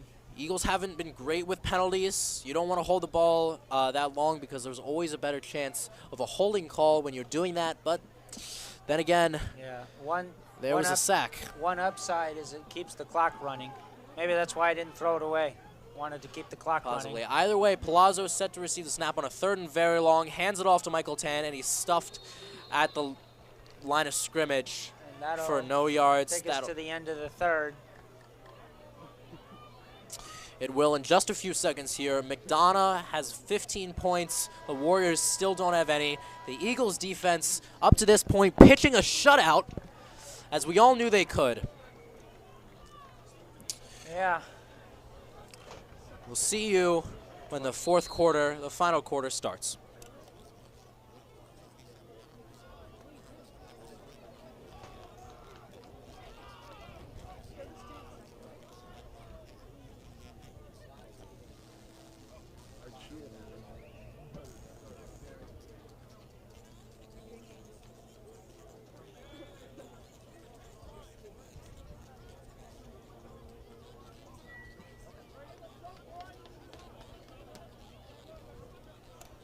We welcome you back to John McDonogh Stadium to get started for the 4th quarter. McDonogh leads Mount Zion Prep Academy 15-0.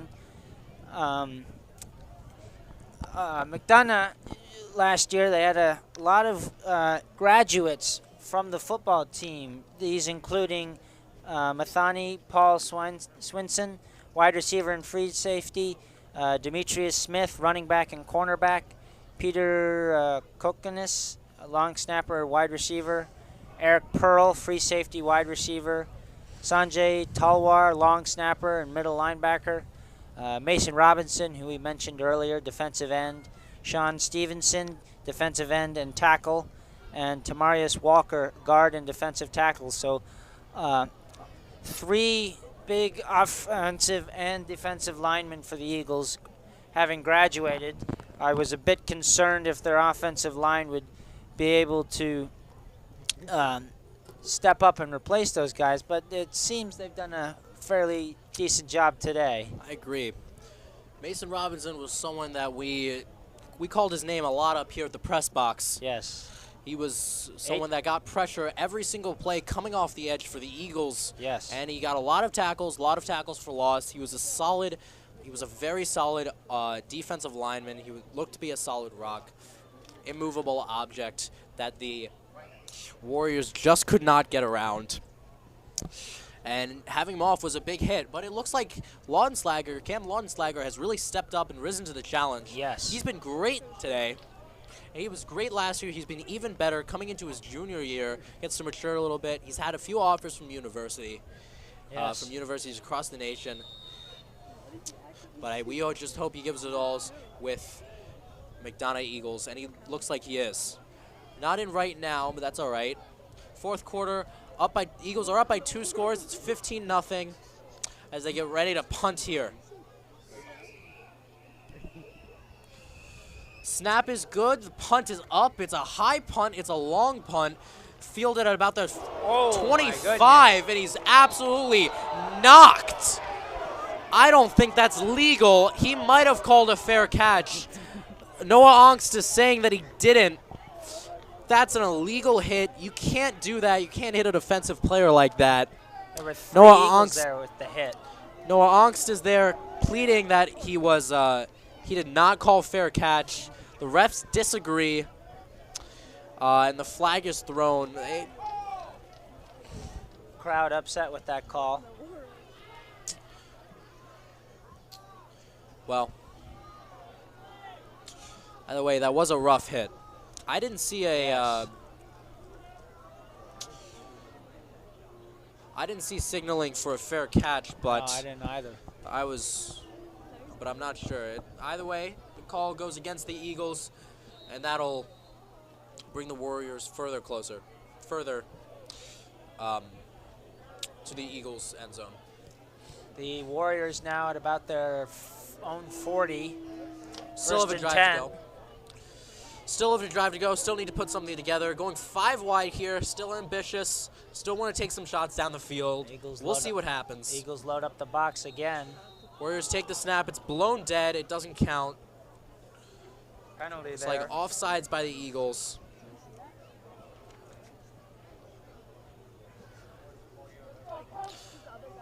Offsides by the Eagles, and that'll shorten the first down marker to about 5 yards. And make it a 1st and 5. Great situation here for the Warriors. And if the Warriors are going to come back in this game, they need to do it right here. They need to capitalize on this opportunity to score a touchdown at the beginning of the 4th quarter. Takes the snap, looking downfield, throws it downfield into double coverage, overthrown. Almost looked intercepted. Like it was almost intercepted. It looked like there might have been triple coverage there. Falls harmlessly incomplete. Bringing up a 2nd and 5. I don't hate the call there. I hate that it was in almost triple coverage. I think taking a shot on off the boundary in single coverage would have been a good idea on a 1st and 5, 1st and short. Even if it falls incomplete, 2nd and short, I think you have to trust your receivers to make a play here.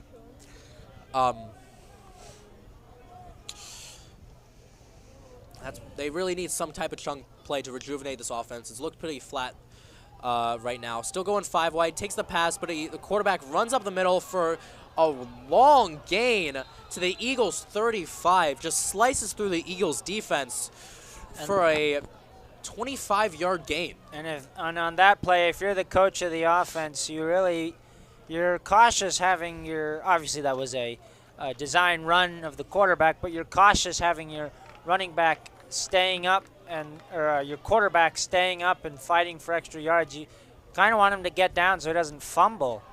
A fumble there would have been would have been devastating for the Warriors. But with that said, instead they get a 25-yard gain, bringing them closer to the Eagles' end zones, bringing them closer to a touchdown, which they so desperately need here. in the start of the fourth quarter. Still 11 minutes to go. You don't have to hurry. You're only down by 2 scores, but at some point you got to do a 2-point conversion, whether it be this drive or the next. Warriors take back the pass, throw short far side, almost gets a first down, but he's stopped just short of the first down marker, setting up a 2nd and short, staying ahead of the sticks here, putting some life into this Warriors offense. Yes. They're Which has really been starting to move the ball now, although it is a bit late, to say the least. It's a bit late, but the door is not closed yet. The Eagles haven't been able to close the door yet on this game. It's not completely open. It's cracked, but I would definitely have to say that the Eagles' defense has outperformed the Eagles' offense. And that's mainly due to penalties. Eagles don't like what they see there and elect to use a timeout there. The first timeout, and they have 2 timeouts remaining, 10 minutes to go in the game. Eagles up 15.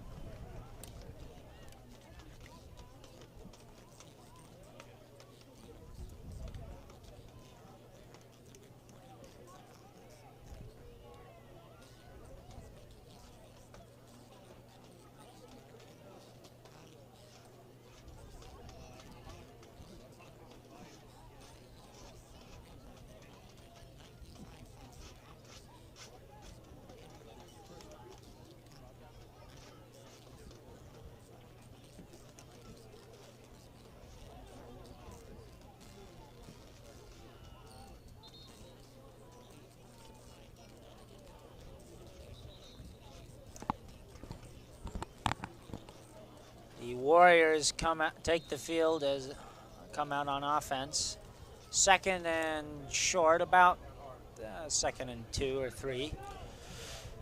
Warriors wouldn't be mad at a 3rd and 2. Maybe this is a good opportunity to shoot to the end zone. There's Penalty. a flag on the field once more. A lot of stoppages in this game.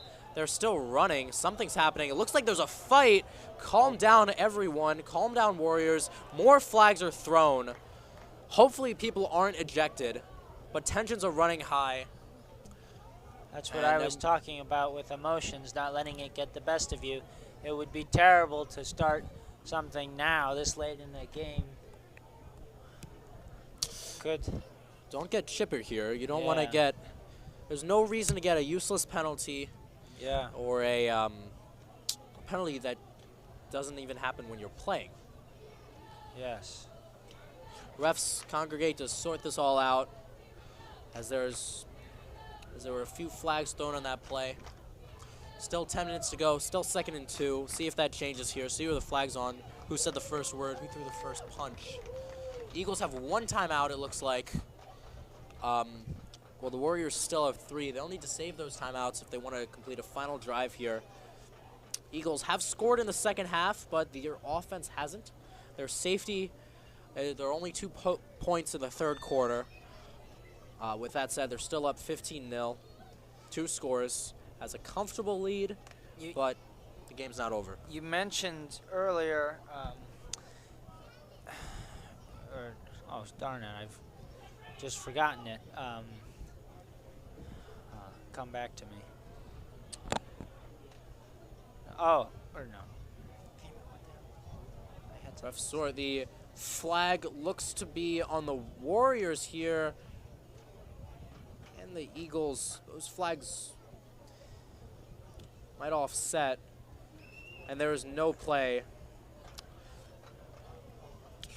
They'll grant it 2nd down. So, and you mentioned throwing the first punch, but it's not always the person who throws the first punch that the refs call the penalty on.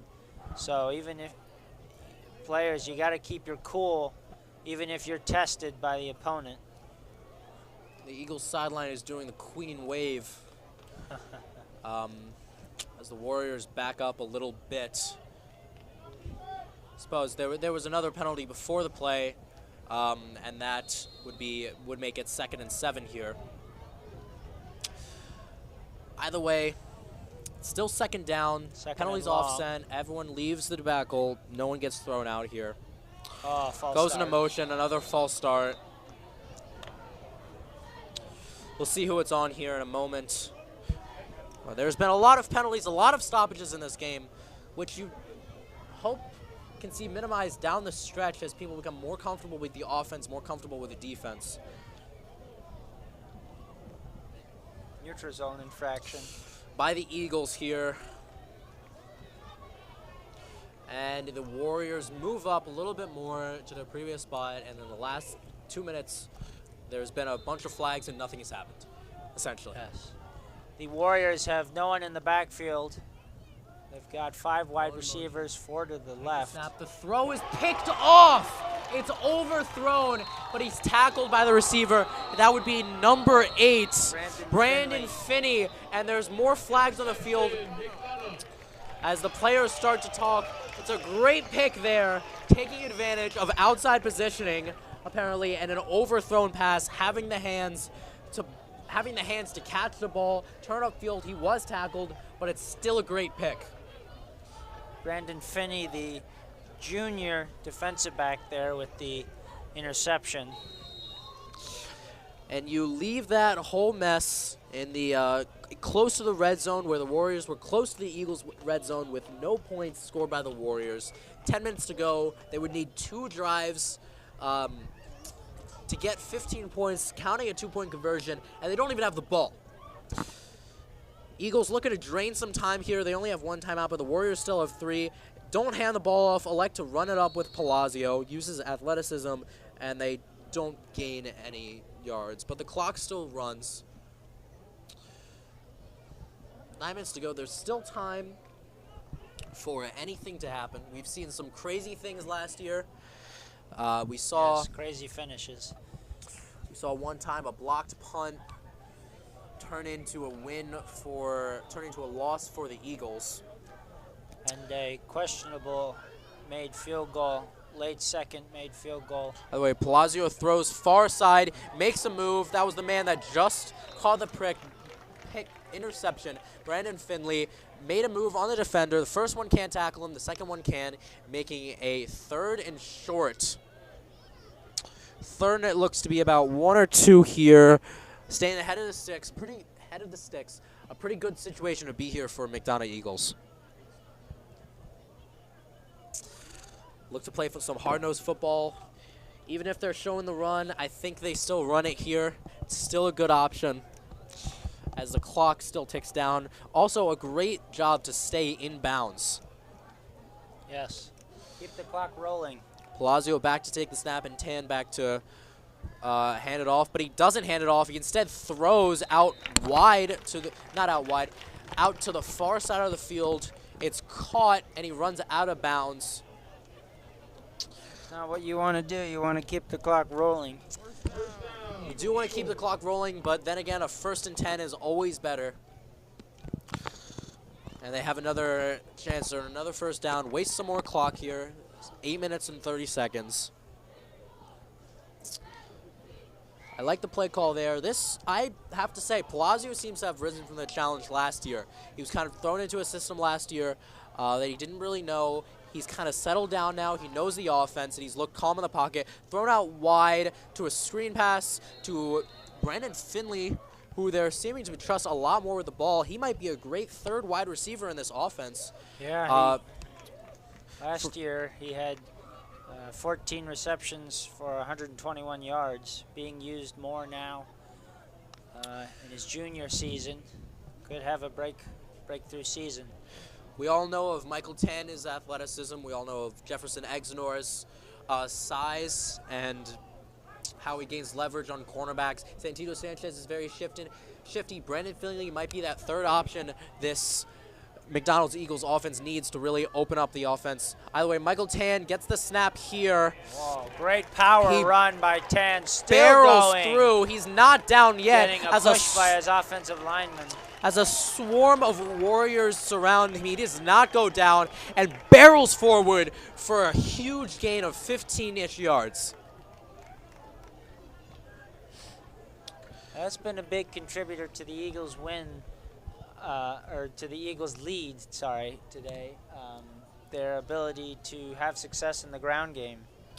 Really love to see plays like that made by your running backs. Shows they've got grit, shows they've got toughness. Great effort. Makes you trust them later on. I like seeing him getting more and more reps as the season goes on. Yes. See if he gets the snap right here. He does not. Palazzo looking near side, thrown up to Exenor, not caught. No flag, which is very questionable. Looks like the McDonald's bench and the McDonogh fans and the McDonogh bench are both looking for a pass interference flag. It did look like pass interference to me, but I'm not the ref. The pass was underthrown. Exenor to catch it, he had to come back through the defensive back who got in the way. So very arguable pass interference there, but it is not called.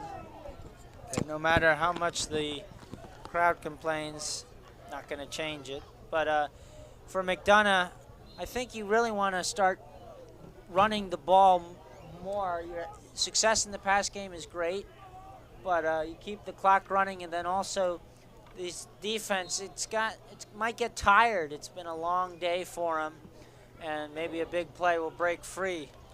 Palazzo ready to take the snap, hands off. It's a false start. False start. There's laundry on the field on the Eagles once more, and the McDonogh fans are angry that now he throws the flag. By the way, 7 minutes to go. It's still second down, but that'll back him up a little bit further, maybe making this another first down unattainable unless they would want to go deep. Maybe it's a good idea to just drain some clock. Clock's still running, it looks like. So is the play clock. Need to get a play and snap off here quickly. See what Michael Tan can do if he's handed. Palazzo back to take the snap. Takes it, looking, passes complete to Jefferson. Exenor slips one guy and runs out of bounds after being pushed out of bounds at around the 38. Making this a 3rd and short, once again staying ahead of the sticks. Great run after catch there by Exenor. You just hope he stays in bounds, but that's all right. Here, if we're setting up a 3rd and 2, much better chance of getting a first down here. I like that connection. Palazzo and Exenor. I saw it a little bit last year, seen it more this year. Eagles just out of field goal range here. 3rd and short, as you mentioned. Palazzo back to take the snap. The clock is stopped. He does elect a pass. There's a big blitz, and he's stood upright. It's a sack. Palazzo takes a sack, bringing his team back. The clock still runs, but they'll need to punt. Making a 4th and very long. It is a sack attack from this Warriors defense. A little bit of a change of pace. If only the offense could produce the same results. Eagles looking to pin the Warriors back deep. Only 6 minutes to go now. Clock still running. 15-0 McDonogh. You'll want to wait here before you snap them. Yes, drain the clock. Maybe even take a delay a game and give your punter some more room to work with. Although probably don't need it. The snap is low. It bounces off the ground, but it's a fortunate bounce right into the punter's hands. It bounces at around the 20. It takes a McDonogh bounce out, and someone might have touched it. McDonogh thinks they have it. Do they have it? What do the refs say? The refs say no.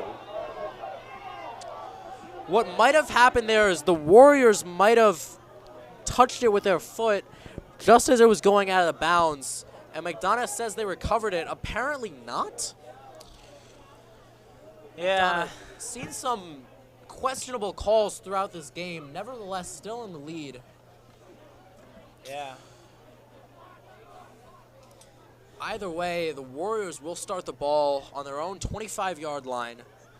If they have a drive in them, they need to see something right here. They haven't. I don't think they have positive yards on this whole game. If they do, I would be surprised. Offense just hasn't been able to put it together, or maybe that's just a better testament to the McDonogh defense. We hope to see that in the coming weeks with more games. Yes.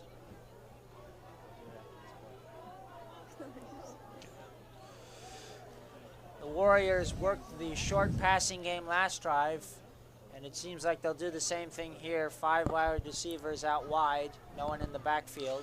He takes the snap, he's looking, he sees the rush, and he throws it up, and it's almost picked by Santino Sanchez. He had an earlier one, he could have had another, but it falls right through his arms, right through the breadbasket. You hate to see that, but it happens. Quarterback for the Warriors threw on the run, didn't set his feet. He didn't have enough arm power to really push that ball. If he'd gotten more underneath it, could have hit a wide receiver in stride, getting past the defensive backs and maybe take it for a Warriors touchdown. As a coach, that's not what you want to see. You want to see a calm quarterback. You don't want to get antsy here. You don't need to force anything just quite yet. Either way, they're still rocking 5 wide. Takes the snap, quick throw right through the hands. It looks like it was thrown a little bit behind number 13. He had pressure in his face. He did have pressure in his face, thrown a little bit behind. Maybe that was intentional because he didn't want to get smacked by Noah Angst, known tough hitter. But it was still thrown behind. He had to kneel down, couldn't quite make the grab, couldn't get any yardage. And it falls incomplete. 5 minutes and 23 seconds to go on this 3rd and 10. Warriors will come out of break the huddle. They have one in the backfield this time. See what happens. Maybe try a screen pass here. Not sure. They go out. They do try a screen pass. It's deflected. Blocked. Number 4 there. Caden Harris, the senior. That's right. Kane's another guy that we all looked at last year. We called his name a lot in the press box. Yes. Really stellar for McDonogh last year. He's had some big impact plays. One right there. But 4th and 10, I think they have to go for it. Really don't think there's an option here. They have put the whole game on this one play. Yeah. Slim chance they have it winning right here. Yeah, and with only 5 minutes remaining, you don't have much of a choice. They will go for it. 4th and long. This is a Hail Mary situation. Or maybe you throw it deep and you try and have your guys block, but rocking 5 wide. They still only need 10. They're going to run some routes. They throws it, but number 13 doesn't come back to make the catch. No. It looked like there was some questionable miscommunication. Questionable communication. It looked like number 13 didn't know that the pass was going to come to him, so he didn't react to it. And that'll be a turnover on downs for the Warriors. It is a turnover on downs. That's not good. Maybe it could have been a pick. Probably better as an incomplete pass. 1st and 10. The Eagles can take the ball, put the game away here with a field goal, drain as much clock as possible. Right here, it was really a botched play. It looked to be a Hail Mary. Everyone was going deep, but too much pressure, threw it too quickly, and no communication between the quarterback and his wide receiver. Yeah. Palazzo taking the snap once again. Motions Michael Tan out to screen pass to Exenor. He slips a tackle, moves up, will go. and he's in the end zone. Touchdown. Touchdown, Eagles! Jefferson Exenor, number 12, catches the screen pass, works his magic, works his way upfield, and scores the touchdown as he high-fives Brandon Palazzo. Great physical effort after the catch. Great run after the catch by Exenor, and it's a touchdown. 2nd one of the game. That's right, and it's a great touchdown too. Couldn't have come at a better time. Really puts this game away here as the score could soon be after this PAT 22-0. Eagles with 1 timeout, 5 minutes to go. Great play call there. Put the ball in the hands of your playmakers, which they did with Jefferson Exenor. He's slippery, he's tough, he's strong, and he slipped the tackle to make that catch, to make that touchdown. Sam Arbaugh with the extra point. That's good. 22-0 now with 5 minutes remaining. Now I'd like to let you know to tune in next Friday, September 1st. Eagles will host the Broadneck High Bears here again at John McDonogh Stadium. That stream will be sent out. Likely another 6 p.m. game. So the Eagles are going to kick off soon. Still Aiden Zoller. Why change anything that's still working? Great leg. This may Great almost- kick, fielded at about the 3-yard line, elects to take it out. He's got guys in front of him. He takes off. There's no one in front of him, just the punter. A punter flies by the punter. He's at the 20, he's at the 10, and that's a kickoff return touchdown. The Warriors score their first points on the season on a kickoff return touchdown. Fielded at the 3, 97 yards to the end zone. Touchdown. If only that could have happened maybe a few kickoffs sooner, we might be looking at an actual game, but that nullifies the touchdown scored by Jefferson Exenor. What an incredible move there. You make one move, you make another. There's one guy in front of you. It's the punter. You just run around him. It looks like he took a Tim Tebow at the end for his touchdown celebration. Yeah, and almost a 100-yard kickoff return, coast to coast. The Warriors, their first points of the game. Like you mentioned earlier, if it had happened earlier in the game, would have been a huge momentum shifter, momentum swing, and maybe change the outcome of the game. But By the way, looking here, garbage time highlight. well, it's not garbage time yet.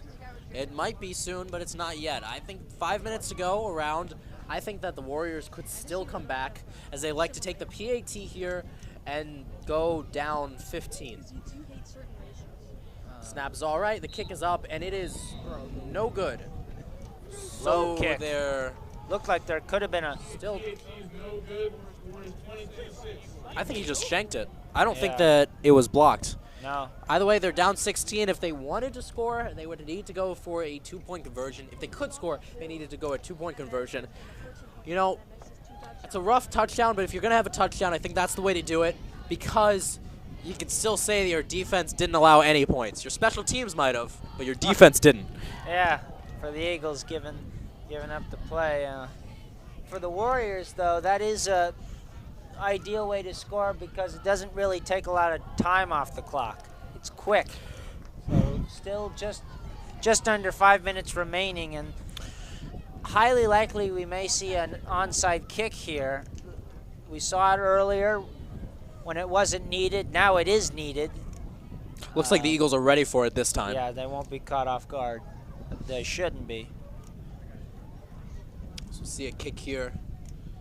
A few seconds. As everyone lines up. 4 minutes and 51 They seconds show left.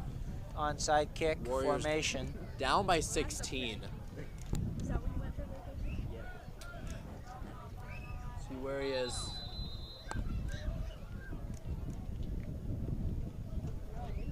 It is an onside kick. It's short and it's up and it's fielded by McDonogh. He goes straight down, and McDonogh will start their drive at their own 43. That's exactly what you hope for there. Yeah. He fielded it, he got his hands on it, he just went straight down. Number 5, Carlos Ferguson, the freshman with the recovery there of the onside kick for the Eagles. And the Eagles here, the Warriors have all 3 timeouts. Be curious to see if they use them here. Maybe try and force a 3-and-out. We'll see here. Eagles almost certainly should run the ball to drain the clock and force the Warriors to use their timeouts. Nevertheless, Palazzo still back to take the snap. Jet sweep. Hands the balls off to Santino Sanchez. Tries to find the edge, decides not to. Pulls up inside, is met with a lot of gray jerseys, and is tackled for a short loss. Not the worst thing here, but also not the best. No, great to stay in bounds. 2nd and long, and the Warriors will let the clock run. They do not take a timeout. There'll still be 2nd down here.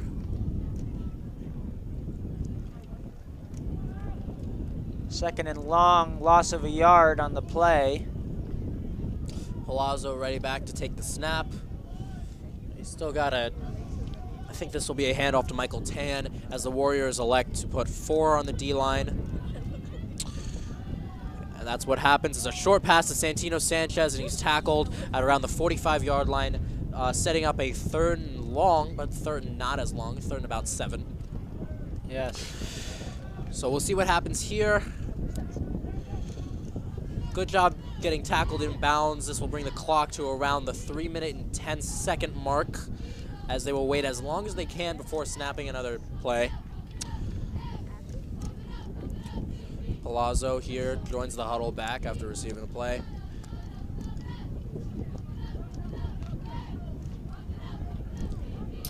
I think you run it again for the Eagles, even though it's 3rd and long.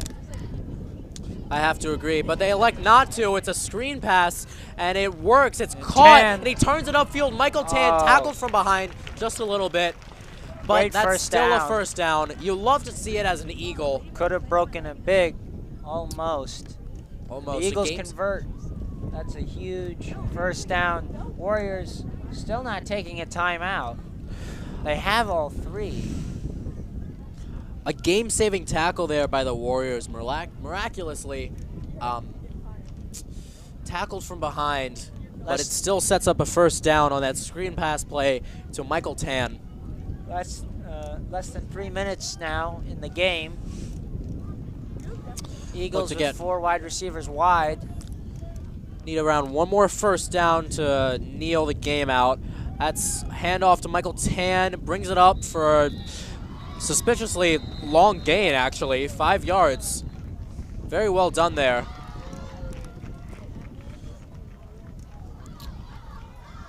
Ref signal something. And that is a great handoff. That's exactly what you want to see late in the game. You want to see good, consistent running plays late in the game when you really need them. Yes. This is a part in the game where you need to officials timeout, I believe. Yes. Yes. We need to be able to run consistently. You need 5-yard carries. It's not, you don't always need to break off a 20-yard carry to the end zone. Sometimes the 5-yard carries are really needed, especially in this type of scenario when you're just trying to drain as much clock as possible. Yes, and the wind is picked up here too, which would affect any passing attempts.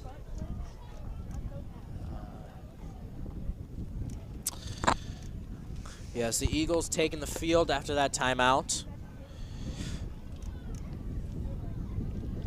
Still up by 16. It is a 3rd down here, 2nd down here.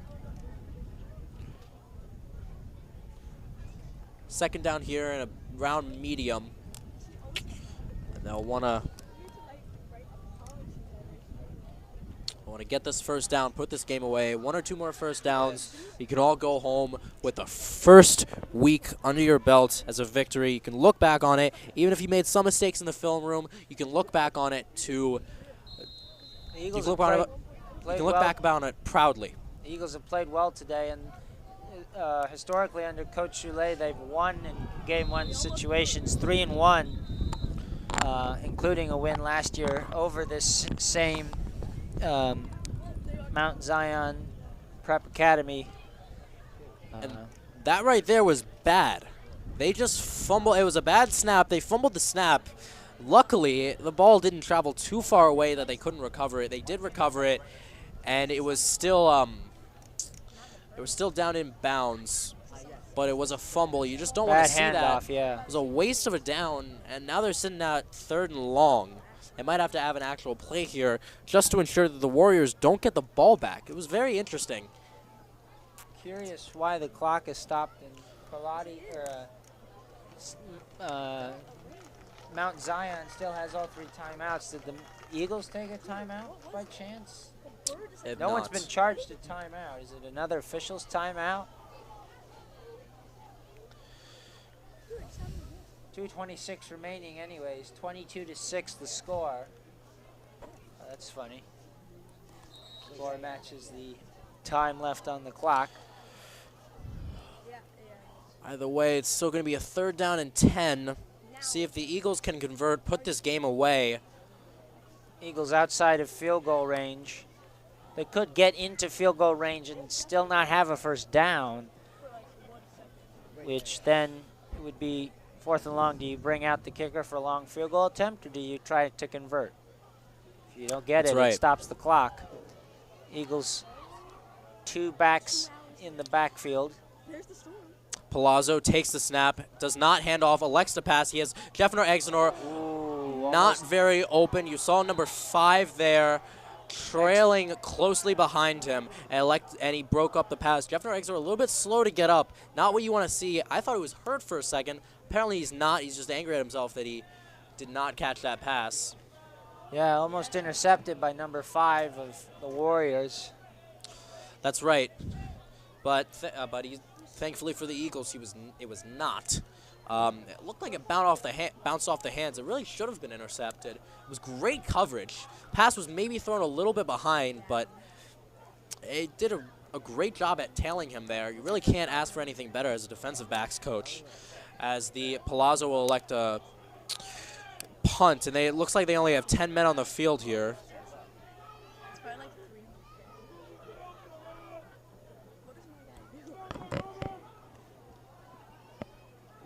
And they get their 11th.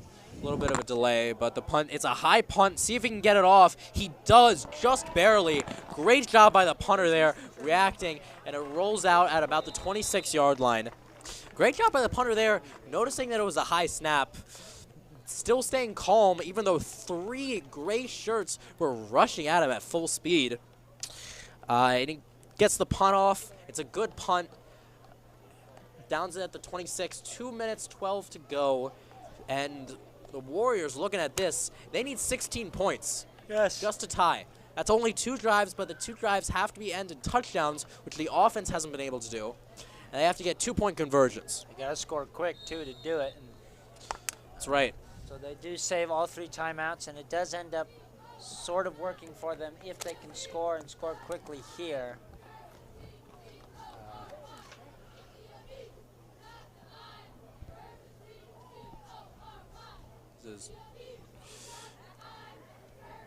So we'll see the Warriors going 5 wide again. They've liked to use this a lot, especially in crunch time here. The snap is a little bit low. They throw it to the far side. It's a short pass. He turns upfield for a 10-yard gain. Hit hard by the Eagles. Yeah. The rain coming out now. A little bit of a rain down. He's hit hard by the Eagles. With that said, the clock still runs. There's no 2-minute warning in high school football. So the clock will just run through. Yeah, your shirt, take it off. No.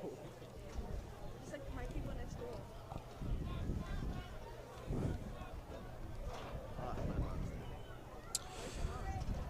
The Warriors back, catch the snap. It's a good snap this time. Gets off the edge. The Eagles sack.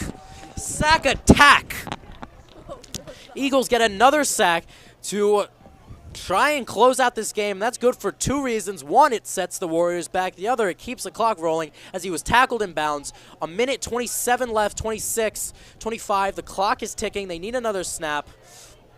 It's 2nd down here after that first down play. After that first down play and then subsequent sack. They go here, rolls out near side, throws. It's not intercepted. It's tipped right off the hands, falls incomplete, targeting number 2.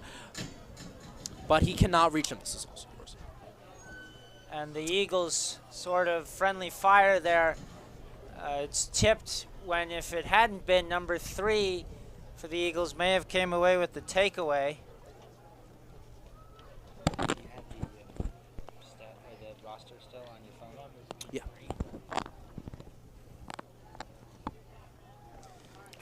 Number 3 for the Eagles is Anthony Redfern. Almost had a takeaway. Did not. Falls incomplete. A minute 12 to go. 3rd down here. Pass play rolls out near side, but he shovels it, and it's a botch shovel. It's fumbled. Recovered by the Eagles. That is number Caden 2. Harris, or number 4. Number 4, sorry. And I was going to mention that rain coming down now can make the ball slippery, and fumble could, like we just saw, although I don't think... No, the Eagles did recover it, yes. Trying an interesting play there. You're going to roll out near side, throw it back far side, see what opens up if you can get a quick touchdown. Very risky. Didn't work out. Maybe they didn't practice that a lot. Either way, doesn't work. A minute to go. The Eagles can probably just kneel the ball here, get out of here with a win. 61 seconds left. Warriors still have all 3 timeouts, though. That's what they'll elect to do. They'll kneel the ball. These last 2 plays won't matter. And I don't He'll think get the out of here Warriors with a are win. calling a timeout. Now, That'll be the game. as a Warrior, you kind of wanted to end on a good note, even if it's a touchdown, because you kind of just want to work on something the next time. Yeah. As an Eagle, there are things to work on when you're studying this in the film room, but it's always great to look back and know that you won the game. Yes. The It makes everything a little bit sweeter. Eagles started to really work the passing game late, but the penalties early on hurt them. They did overcome it, though, and you know, the weather was great for a while. It's rainy now, but a great win for the Eagles, for the home team Eagles. And I'd like to thank you, the audience, for tuning into this game. I had a fun time calling it. Jake, I had a great time with you. Jack, so sorry. This has been Jack Hirschfield and Mason Bainbridge signing off. Thank you and good night. Yes. Drive home safely. Or you're probably at home already.